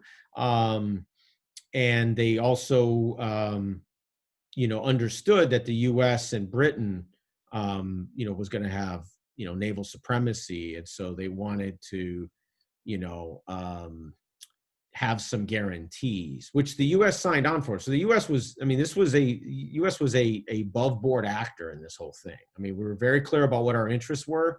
We were very clear about sort of our you know, Mahanian sort of 2.0 strategy we had. I mean, we were very clear to everybody. And, you know, it was almost like we were sort of early policemen of the world sort of approach there. So it did control amount of battle fleets and ships that were produced, prevented new fleets from forming, and put limitations on the pre-existing ones. And so, you know, this was actually a real success. I know we don't look at those type of things because we see what happened 10, 20 years later, and we like to look at, oh, well, that just had to contribute to why everything else went wrong. And I would argue it really didn't. I think it was, number one, it provided sort of a template for treaties that is still studied and basically just modified in terms of the mechanics of how the treaty, the working groups that, you know, like the way you do working groups in treaties, you know, you break out all these problems, the yes and the no bucket, the maybes, you know, like all of those kind of activities. that's what they did there, really for the first time in history in terms of that type of organization. So, you know, it involved a ton of lawyers, which is, you know, lawyer jokes come now, I guess, but that actually was really important. And then they did this thing which they called, forgot what lawyers call it, but maybe Richard, you'll know. When you put someone on another team and you're doing not a negotiation, but you're Chinese like, wall. exactly. So they did all the Chinese wall stuff to it. So it was really like, this was a good model, and we've used it, and the whole world uses it today, actually, still. So, and the U.S. was willing to sacrifice an astronomical amount of money, right? We had, which, you know, $350 million back then was a ton of money. And so we already had invested in shipbuilding programs. So we were going to basically scrap all of that. So, you know, we really kind of put our money where our mouth was on this whole thing. And then part of what we wanted to do is, while maintaining the open door policy to China, we wanted to, you know, in as best of a worldview we had in 1921, you know, not have the same kind of exploitation that existed, you know, the prior, you know, the prior 100 years or whatever. So, so that's all of that. And I know we spent a lot of time on that, and I figured we would. And so hopefully you guys like that at that point. Now I'm going to shift into Japan shifts into war state. And for those you have to run by 6, I understand. I can kind of keep going after it for anyone who wants to stay. And we can kind of get into the actual build up to the conflict. And once again, please stop at any point. So in this section, it's building on everything we just talked about. How did Imperial Japan in the 20s and 30s and militarism sort of, you know, advance itself, and then the invasions of China, or I like to kind of call it the invasion of China, and there was just different phases of it, really. And then Japan basically invades across the Pacific, and then some of their constraints they wound up having because of all of that they were doing. So a lot of what we talked about here, so I don't have to go over this. This sort of comes from prior presentations, but this sort of just takes the whole framework and its evolution, the legacy. You know, you could kind of draw a pretty decent line, maybe not back to the 7th century, but, you know, definitely from the, you know, Meiji Restoration and the more militarizing components of that, and the adherence culturally to the development of the modern Japanese empire, and that military building concept that they had. All right, oops, sorry. And then this just sort of gives you, I want to make sure everyone, you know, knows that, like, this was the possession map in the 19th century kind of European colonialism, who had what, where, why, and then how Japan felt either, you know, constrained in that they couldn't participate in the Eurasian, you know, sort of buffet, you know, or they felt they were being challenged in it. And so this, you know, as an island nation, you know, if you, and I didn't really, this is one thing I should have added. I didn't think about this, but till now, but I read this great book on, you know, so it's this, you know, huge survey across, you know, 100 different peoples in different eras that have lived on islands, and certain sort of commonalities of their behaviors that they have. And there's a little piece in there that I would have included, but, you know, they you know, Japan had that, right? It makes sense. You know, they feel like they're in this isolated space, which they take advantage of, but then they lose out because they're not attached to the, you know, to the larger structure, you know. So a couple things about, you know, the imperialization phase, which is, you know, by the standards of practices then, they had very, let's just say, under optimized or limited productivity in their agriculture, which they interpreted as lack of fertile land. Obviously, anyone that has ever been to Japan or has, you know, eaten any of the great, you know, Japanese foods, rices, whatever, knows that they have very fertile land. It's just given the practices they had then, that that was a challenge. They had very poor markets, almost none for finished products, right? There just wasn't things people bought from Japan. So that created kind of balance of trade, and it you know, sort of impacted them economically pretty substantially. And they had a huge need of raw materials and industry, and they were a very big country in terms of population, and they had a lot of population growth, which I'll get into too.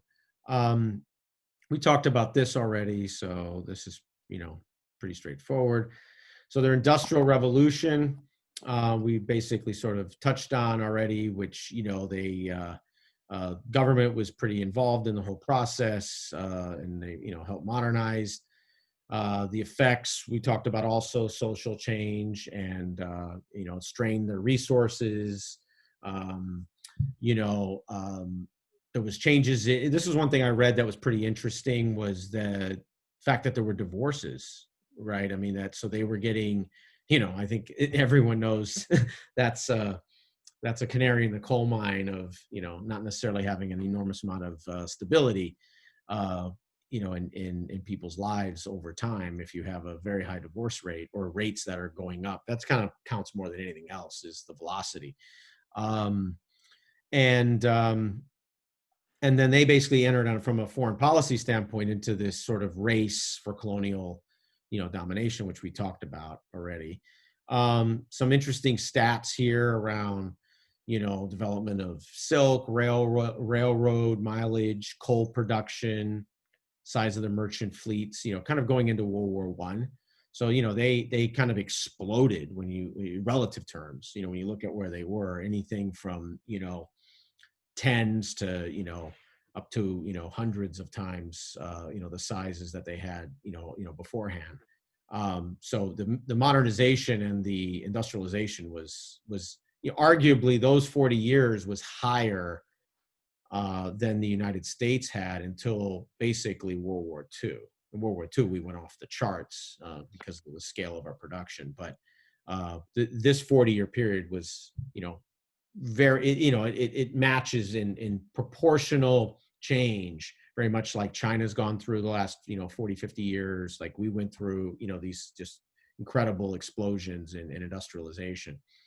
And then this was a huge thing to them, anyone really, but especially to Japanese leaders, is that there was a big post-World War I population boom in relative terms, you know, to what they had experienced. So if you kind of look at this period where they were pretty much in the mid 50 millions, and then by World War II, you know, they were pretty much up to, you know, over 70, low 70 millions, you know, in just a, you know, 20 odd year period, you know, they increased their population, you know, basically, you know, 30%.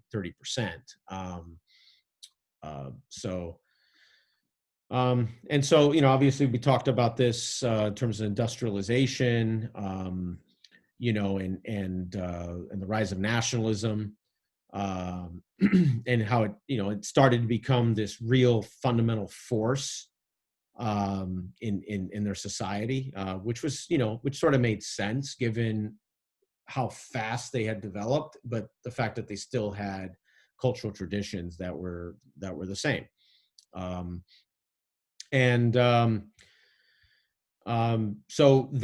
So Japan had basically a horrific recession in the late 20s, and then they got hit. So like this is pre-29, you know, the Great Depression starting, or at least the stock market sell-off.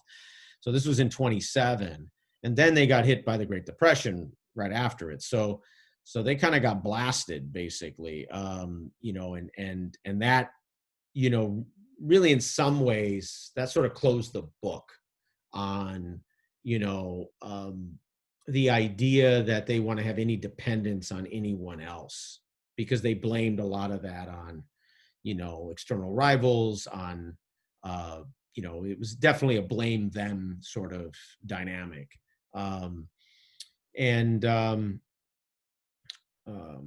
Question about your point on Korekiyo Takahashi.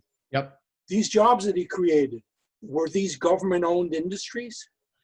Nah, I mean, so I mean, how do you create jobs without having an entity that's doing the hiring? Sure. So what I would say is the best analogy would be the state-owned enterprises, the SOEs in China.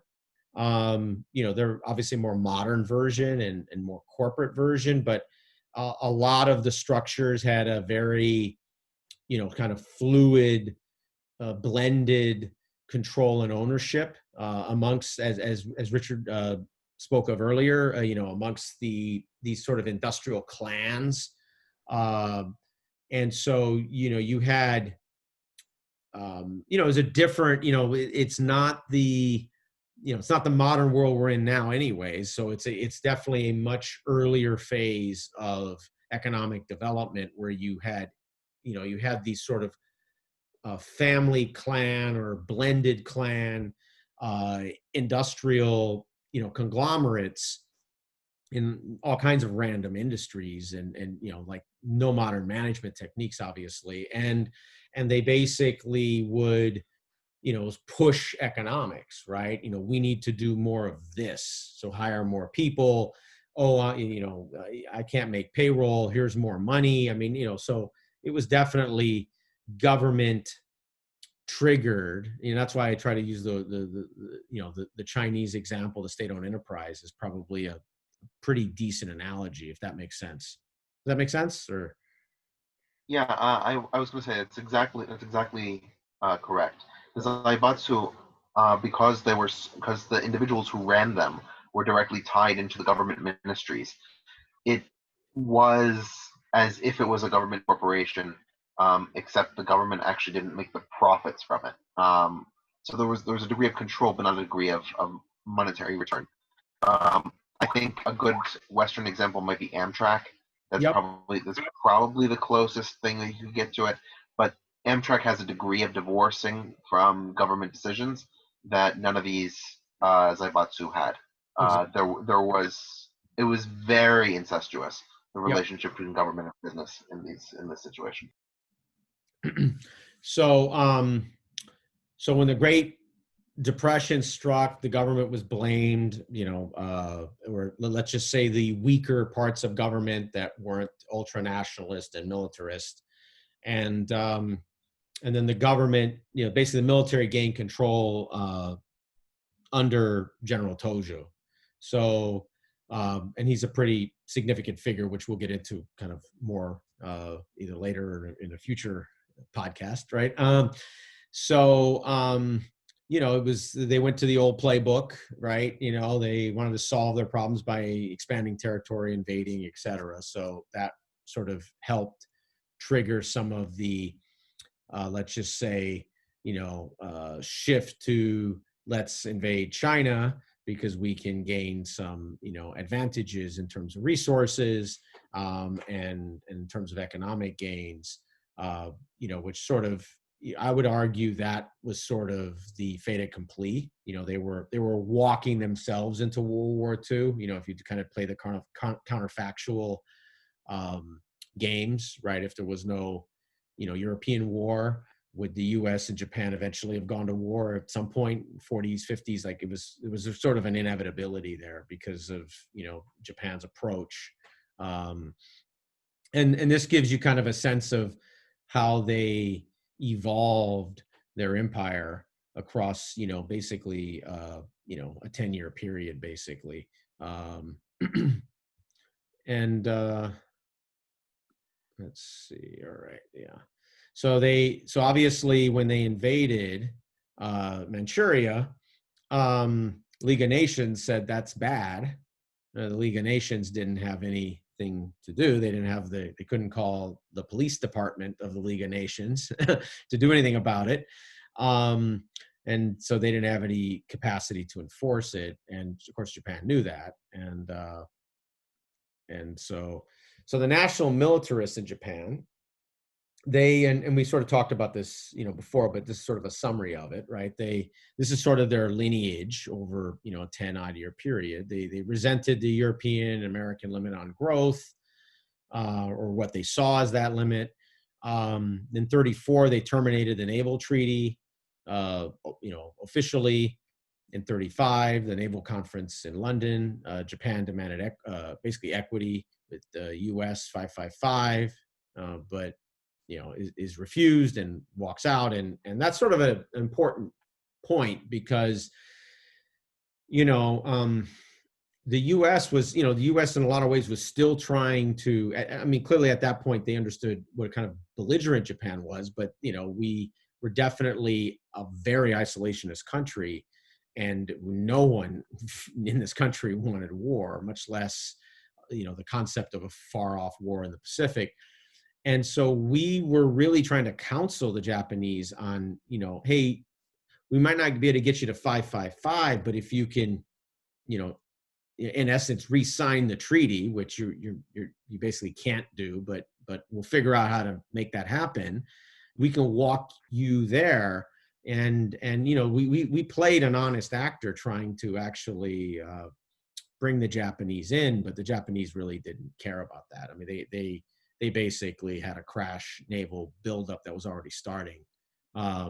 And then they withdrew from the League of Nations, basically around the same time. And then obviously they signed their sort of lame tri-party pact with Germany and Italy that was pretty useless. We'll talk about that later. That's sort of a strange thing they did.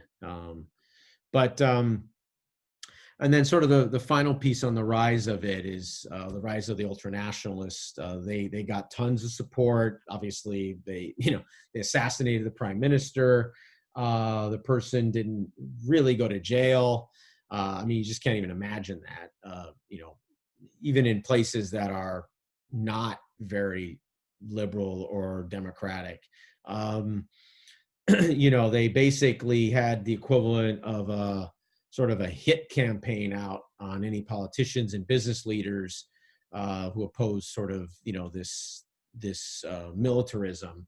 And so, dozens of them, well, actually, I think it was hundreds actually, when you count how many were kidnapped. And I mean, it was just, it was a reign of terror, really. They occupied Tokyo. I mean, this was like old school definition of coup d'etat, basically, but we're not talking about a small country here. We're talking, a country with, 65, 70 million people, which, that's a lot harder thing to do than people understand. And so they basically ended all democratic freedoms, which there was, it was a very interesting society because there was these very pro-Western, pro-modern, really, Japanese who wanted to, take Japan down a more, traditionally developed path and embrace, maybe their own cultural version, but basically their own cultural version of democracy, which basically is what they did after the war. And so those people were there, but the ultra-nationalist, militarist, basically got rid of them. I mean, whether they got them out of politics, they took things away from them, or they killed them. And then they changed, and then Prime Minister Tojo basically changed all the laws, or with all the other leaders, and then we talked earlier about the education that focused on absolute obedience to the emperor, service to the state, etc. So, and then this is sort of the last piece of this.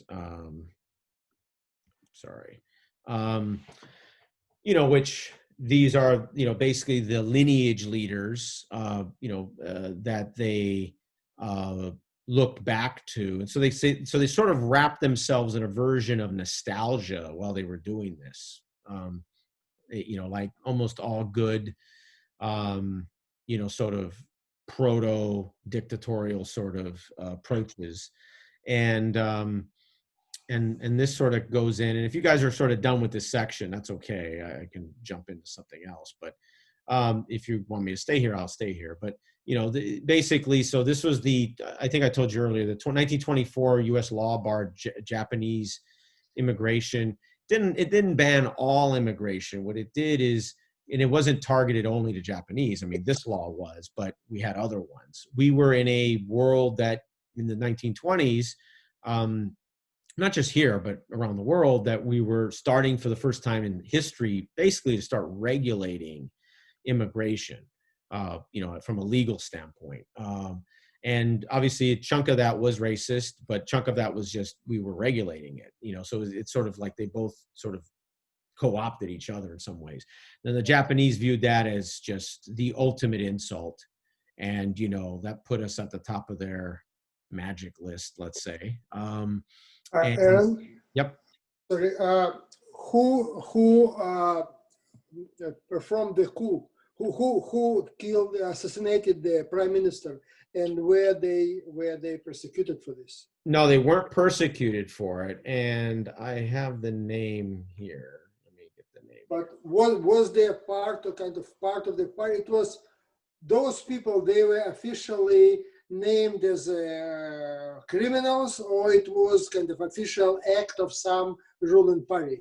Yeah, I mean, it's very similar, and I'm sure Richard can help me or correct me, to, if you remember, in let me get the date right. What was it, 1905 in Russia, in you had these sort of political assassination crimes, that were not crimes because you basically had the equivalent of nullification because you had enough people who basically supported the act. I'm really lost with that. I mean, these assassinations in Russia were carried out by terrorist groups, and they were really efficient in wiping them out as best they could. Yeah, I absolutely agree with Paul here. Yeah, they were not soft on them. I mean, there were a few people who managed to survive their death sentences, like Vera Figner, but in general, they hung you by the neck. Okay, well, I guess I'll stand corrected. That was kind of knowing the Russian background. This kind of part of my question. So, all this assassination of prime minister, was it kind of part of the open political fight, or it was just, again, it's considered a criminal? Yeah, I mean, so basically it was an open political fight. And so what it was, and it was funny, I was going to put this in, but I didn't know how much in the weeds you wanted to go with this. But so there was a thing called the League of Blood Incident, rolls off the tongue real easily. And so it was a group of naval officers and a kind of few other extremists that targeted, basically what we would call liberal politicians. I'm not liberal like today's liberal, but liberal in that sort of old world way of defining liberal, and business and wealthy business people, and so there was a whole kind of rolling terror. I mean, it's sort of weird to define it in traditional terror forms because it had huge popular support. Maybe not majority popular, but definitely a large minority popular support. And it sounds like it's kind of similar to the assassination of the Archduke Ferdinand. Yeah. I mean, that's actually probably a really good analogy. I think I'll stick. There were people within the government who supported it, and there was a broad support in the society as a whole. So it sounds similar to that. Yeah. So, and just so you know, the person who killed him, in Norway in 34, he was given amnesty. So he served about, 18 months. That's pretty good for killing a prime minister. But so anyways, that's, so even though by itself, that sounds like a massive thing, given how all the crazy stuff going on, it was almost like, oh yeah, that was just another day of craziness. There would, part of this was this new military vision. So consolidating all the power, basically in generals and admirals and ultra-nationalists within them, because not all generals and admirals were extreme ultra-nationalists. They were all nationalists, or almost all of them, but they were all nationalists enough, let's say. But then there was extreme ultra-nationalists. And so the goal was to sort of fuse the military, the foreign relations, and the operating of a state. So, you could almost say there was a, let's call it a nationalist cult that sort of took over, right? I mean, that would, I don't think it's a stretch to say that is a version of it. There were not much room for dissent anyway, so you can be ultra or you are out. Yeah, I mean, there were nationalists and let's call them regular nationalists who, let's call them the new liberals, right? They had a place in society, but everyone understood who the purest, most extreme, personas were, and more importantly, what they stood for, right? That was, and it also had, this was an interesting thing, which I didn't know. It was, so they put military personnel in public schools, starting when kids were 6, 7. So, I mean, there was a very, this was ingrained civilization level shifting of people's behavior and building this fighting spirit, inspiring it, at the same time modernizing. I mean, so, this thing was like a snowball that was rolling downhill, so that's pretty much the rest of that. And then we talked about, some of their pacts that they made, they did, or how many of them that they left. They started working with Germany basically in the mid-30s, but the whole German thing was sort of lame, to be honest. I mean, both sides didn't really trust each other. They both had different kind of fundamental interests. It's much more of a Man in the High Castle kind of TV show, great, fantastic book, sort of, comic strip version of them working together, which, they really didn't work well together. Japan, to be very honest, Japan got the short end of that stick at a dramatic level. So did Germany later, but early on, because Japan didn't get basically any of the technology that Germany was developing, which if they did, that would have provided a pretty radical, shift in maybe not the outcome of World War II, but definitely in how long it took to win and how hard it was to win, because in some very practical ways, like they just did not have modern radar and signals technology that was becoming pretty much standardized by the late 30s all over the world, or the versions they had were very, very rudimentary. When it came to a lot of their individual firearms, most of which were pretty bad.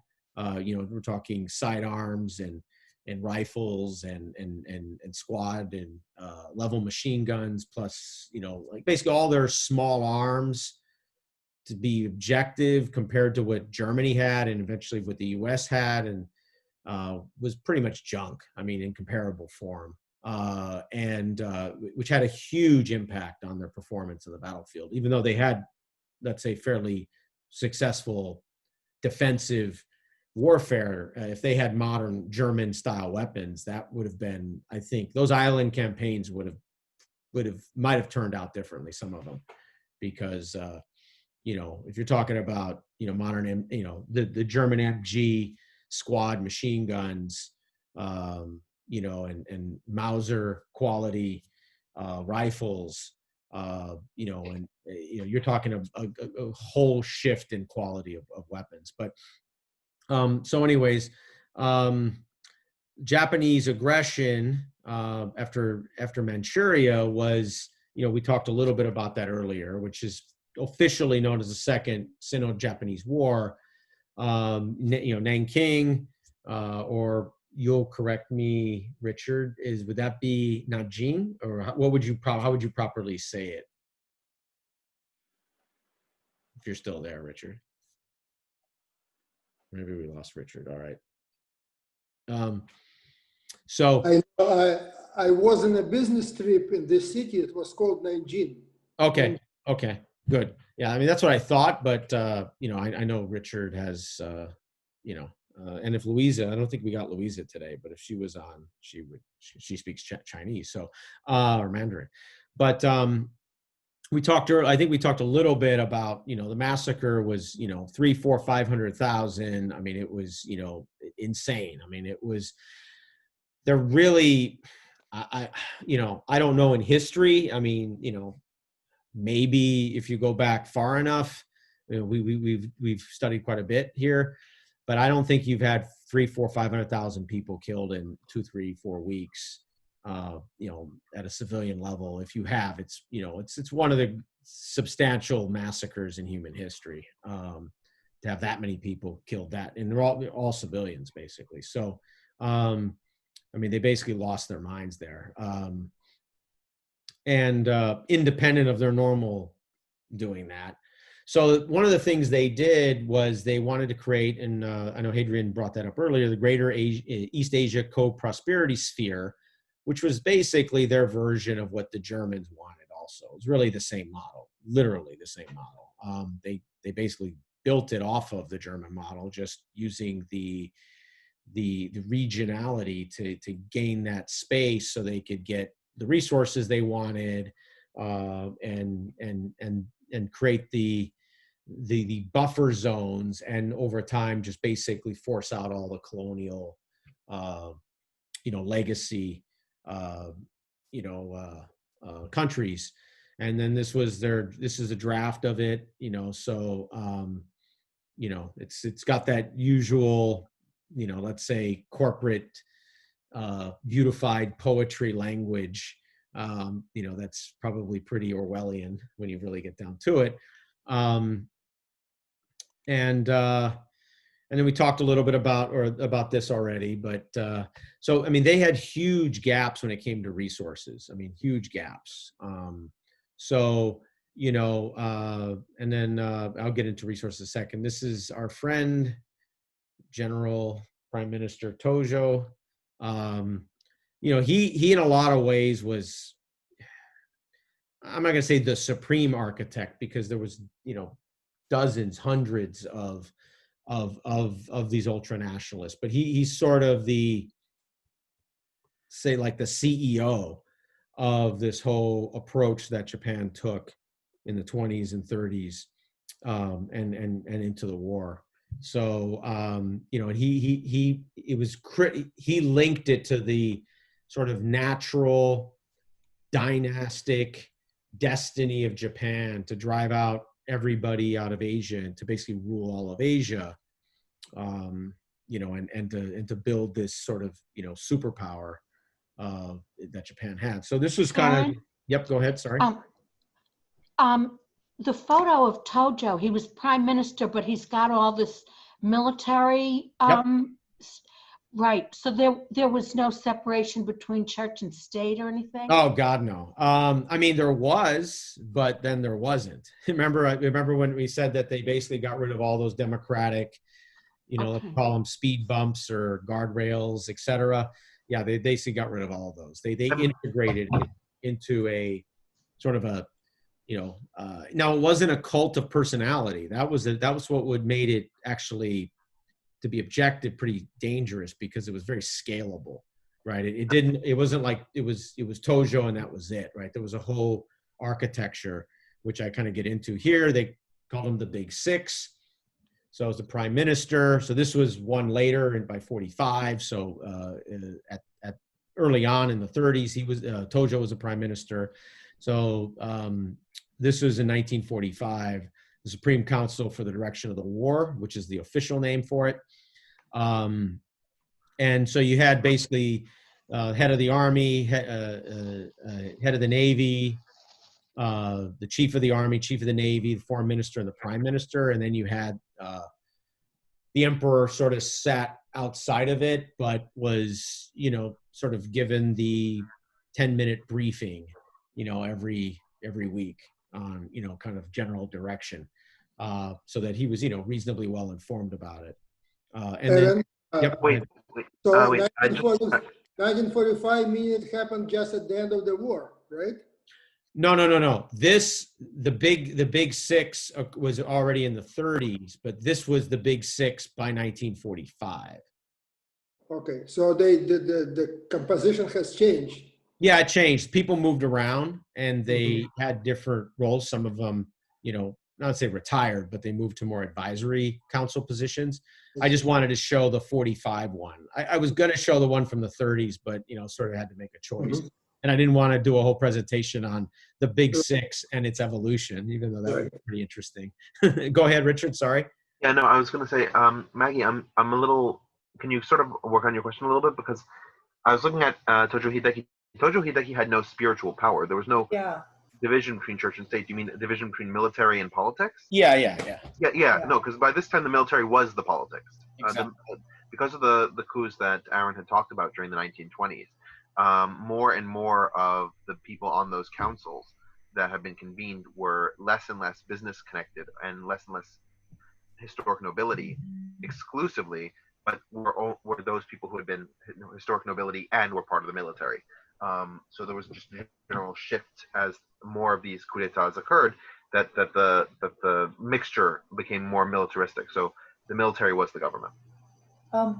Was Tojo then a samurai, and was he speculatively? I don't know if Tojo was himself a samurai. Yeah. No, he wasn't. He wasn't a samurai, but his family clan, everyone had these sort of maybe real, maybe not sort of connections. So. Now, was he a member of this Black Dragon group that Hadrian described? Yeah, so he was at one stage, and then the Black Dragon sort of evolved, or there was the Black Dragon still, but there was sort of, you almost want to think about it as like that was the gang phase before you become a mafia, if that makes any sense. So the Black Dragon, it does. Yeah, kind of like the Ku Klux Klan, maybe. Yeah, I mean that's one analogy, I guess. People who had secret membership, and because it would be not good for the movement for everybody to know who the members are. Just like the, United States Communist Party had people that they told to renounce their membership because they were more useful to be unaffiliated. Yep. That makes sense. Yeah. Exactly. So, so any more questions? So all of this is this buildup of why Japan became Japan, and then there's more of the, let's call it the mechanistic history going forward, which is, I would say the history most people you're either acquainted with or really know, which is, you get into invasions, the battles, the presentation, the kind of preparations, etc. Hopefully, and I kind of made that call that I felt that knowing all this, kind of gives you additional understanding and perspective and color on sort of why Japan did what it did. It did, this just didn't come out of left field, but it was this, it was building for quite a long time. Hopefully did everyone like that? I mean, was that something that was beneficial? Yeah, very much so. Okay. Yeah. But we spent 2.5 hours. We still haven't talked about the war. I know. So could I ask one question, that, if I may? And it's an impossible question to answer, perhaps, but I rather wonder if the rural Japanese and the urban Japanese had very different values, as they still do to some extent. And if you'd said to somebody who was in Tokyo in 1935 that we were going to be in a massive war, would they have believed you? Because I still have this feeling, partially from the photographs, that it was such a westernized place in Tokyo. I'm looking at pictures of people at Citibank in 1939, and there are foreigners there still. So it would. It's a fantastic question, and I'm sure, Richard, you can add some color to it. I mean, my sense is, like most places in the world, especially then, very rural people, don't have a lot of education. They're not necessarily very aware of these larger things going on. They have a very kind of routine life that's governed like most farmers have, and my sense is they wouldn't really. I don't even know how to answer or even understand that question. That would be sort of my first take on it. I don't know, Richard, if you want to add to that, or yeah, I'll sort of speak to it. Sure. One of the fundamental things that you have to realize about Japan is that they didn't think that they would actually have to fight a massive war in the East. They thought the Asian co-prosperity sphere would not really be opposed by any of the major powers. They weren't going to attack Russia, and to the extent that Russia would be involved, their involvement was probably much more geared towards Europe. Russia was a very European power, and the Japanese had beat Russia anyway. Now they were more powerful, so they didn't really see that as a major threat. The Americans would eventually have to be dealt with in order to take the Philippines, but that would be very far along the line, and the Americans probably would be bothered with what's going on in Europe to a much greater degree than East Asia. So from the perspective of even the city educated, the idea that this would have been on the significantly more massive than the Russo-Japanese War, that it would be this large-scale conflict that would involve hundreds of thousands, if not millions, of Japanese lives, that was just not what they were contemplating. They just thought it just was not where their mind was. Because you have to remember, the last time they tried to invade China, the first Sino-Japanese War, was a slaughter fest on the Japanese side. The Chinese offered practically no resistance, and Japan got pretty much everything it wanted, and it only lost the Liaoning Peninsula because the European powers refused to allow it to have that much territory in control. So people in Tokyo were generally more pro-war, and in the large cities were generally more pro-war than people in the countryside, simply because they expected the war to be easy. People in the countryside just weren't, they wanted Japan to be strong and powerful, but they didn't have sort of a framing of how that was going to happen. People in Tokyo thought it would come through the war. Yeah, that's a great point you made, is that there was this sort of hubris, or let's say cultural sort of arrogance. I mean, you could say, we've had that in smaller sense when Vietnam or Iraq, but we're talking about a scale that's 100 times bigger here. So they really sort of believe their own destiny. It would be probably the way I would put it. I don't know if you'd agree with that, Richard. Yeah, I would agree with that. It was their destiny. Yeah. Well, thank you for that, because that would explain why there are clearly Americans, or presumably Americans, in the pictures at Citibank. Yeah, absolutely. 1939. Yep. Hey guys, this is me, Zach. Just want to thank you. This was incredible, to say the least.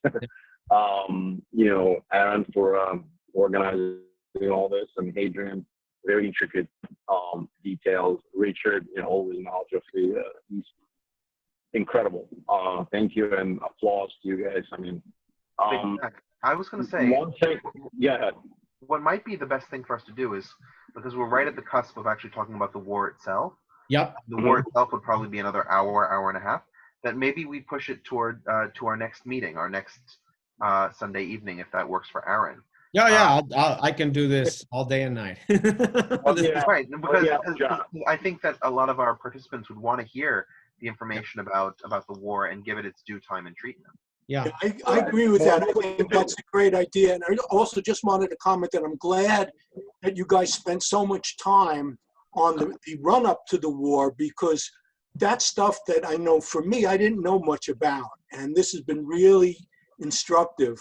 Right. I mean, I've followed the progression of the battles in the Pacific War, but I didn't know this history. And so I really appreciate you going into this detail. Oh, great. No, I really appreciate it. I mean, that was sort of the bet I was making, was that people would like to know that it wasn't just space aliens landed and they started wars, right? It was this whole kind of cultural shift at a civilization level, and that created sort of, you know, just a set of physics really that just sort of, you know, guided its way to what eventually happened. So I'm happy that you know, fit what everyone liked. So perfect. I mean, we could do. Let me ask John. John, would you have a problem with continuing this and then picking up the Russian a week after? I mean, 2 weeks after. Oh, no problem at all. I retired in January, so. And I'm sitting here. So you managed to not be working during this wonderful time. Yes. Not next week. Next week we're doing tyrannies at 12 o'clock on Saturday. The following week, right? We're on our regular week. We're doing the war, U.S. versus Japan for all intents and purposes, or Japan versus UK, whatever that is. Yeah, I mean, anyway. basically it's U.S. plus allies against Japan, basically is what it is. Yeah, let's do it, right. But I also wanna, and I'm glad you guys touched on how did Germany affect Japan. I wanna, that paradigm I was never able to understand. What the hell did Japan ever got? Yeah. And so what I'll do is fact, I'll add a little more. I'll add a little more on that because it's even weirder and lamer than you think. I mean, it's just such a, like, at a strategic level, if you know, the general consensus of what a horrific strategic, I mean, obviously as a human, he was the worst, but as a strategic leader, Hitler was, and sort of his top command, you know, kind of his little gang of weirdos around him, you know, making, you know, let's invade Russia, let's do this, let's do that. But Japan and Germany, especially from the Japanese side, just the fact that they just refused to sort of recognize all of this incredible technology and how incredible it would help them in war, goes to what Richard said earlier about this sort of destiny they felt. Like it almost didn't matter what they did. They, you know, they would show up and, you know, they were going to be the victor. So, but we can get into it. And then maybe Hadrian or Rich can touch on why did Japan never attack Soviet Union. That just never, I never understood that. Oh, I can tell you right now, it's very easy. They didn't want to open up another front. That's right. Like the Soviet Union was not attacking them. They didn't see the reason to open up another front. Yeah, but he actually did attack them. You have to remember, the reason that the Japanese involved the Americans at all was that they wanted to take the Philippines. That's right. And so they knew that if they were going to attack the Philippines, they'd have to face the American Pacific Fleet. And so that was the biggest threat to them. And therefore, they attacked the American Pacific Fleet directly before the Americans could move it to the Philippines. That was the attack at Pearl Harbor. But the Soviets did very well in the border wars against Japan in the late 80s. Yeah, no more. But there was particular peace where Stalin was able to move 40 divisions to defend Moscow. Yeah, that's right. That's right. 99.9% assured that Japan not going to attack.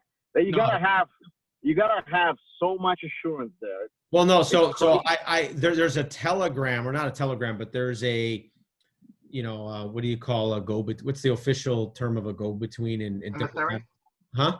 Emissary. Yeah, exactly. There's an emissary that Stalin used, you know, one of his, I'm sure, fantastic people he had around him, that, you know, communicated up through the Japanese channels. Yeah, you mean Richard Zorge?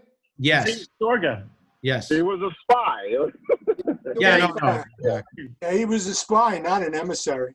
Yeah, well, that too. I was trying to be, you know, but he had this other role in this case, let's say. Well, and guys, one second, I'm going to interrupt because Paul needs to go at 6:30. I just want to go through schedule in a second. I apologize, Aaron. Yeah, sure.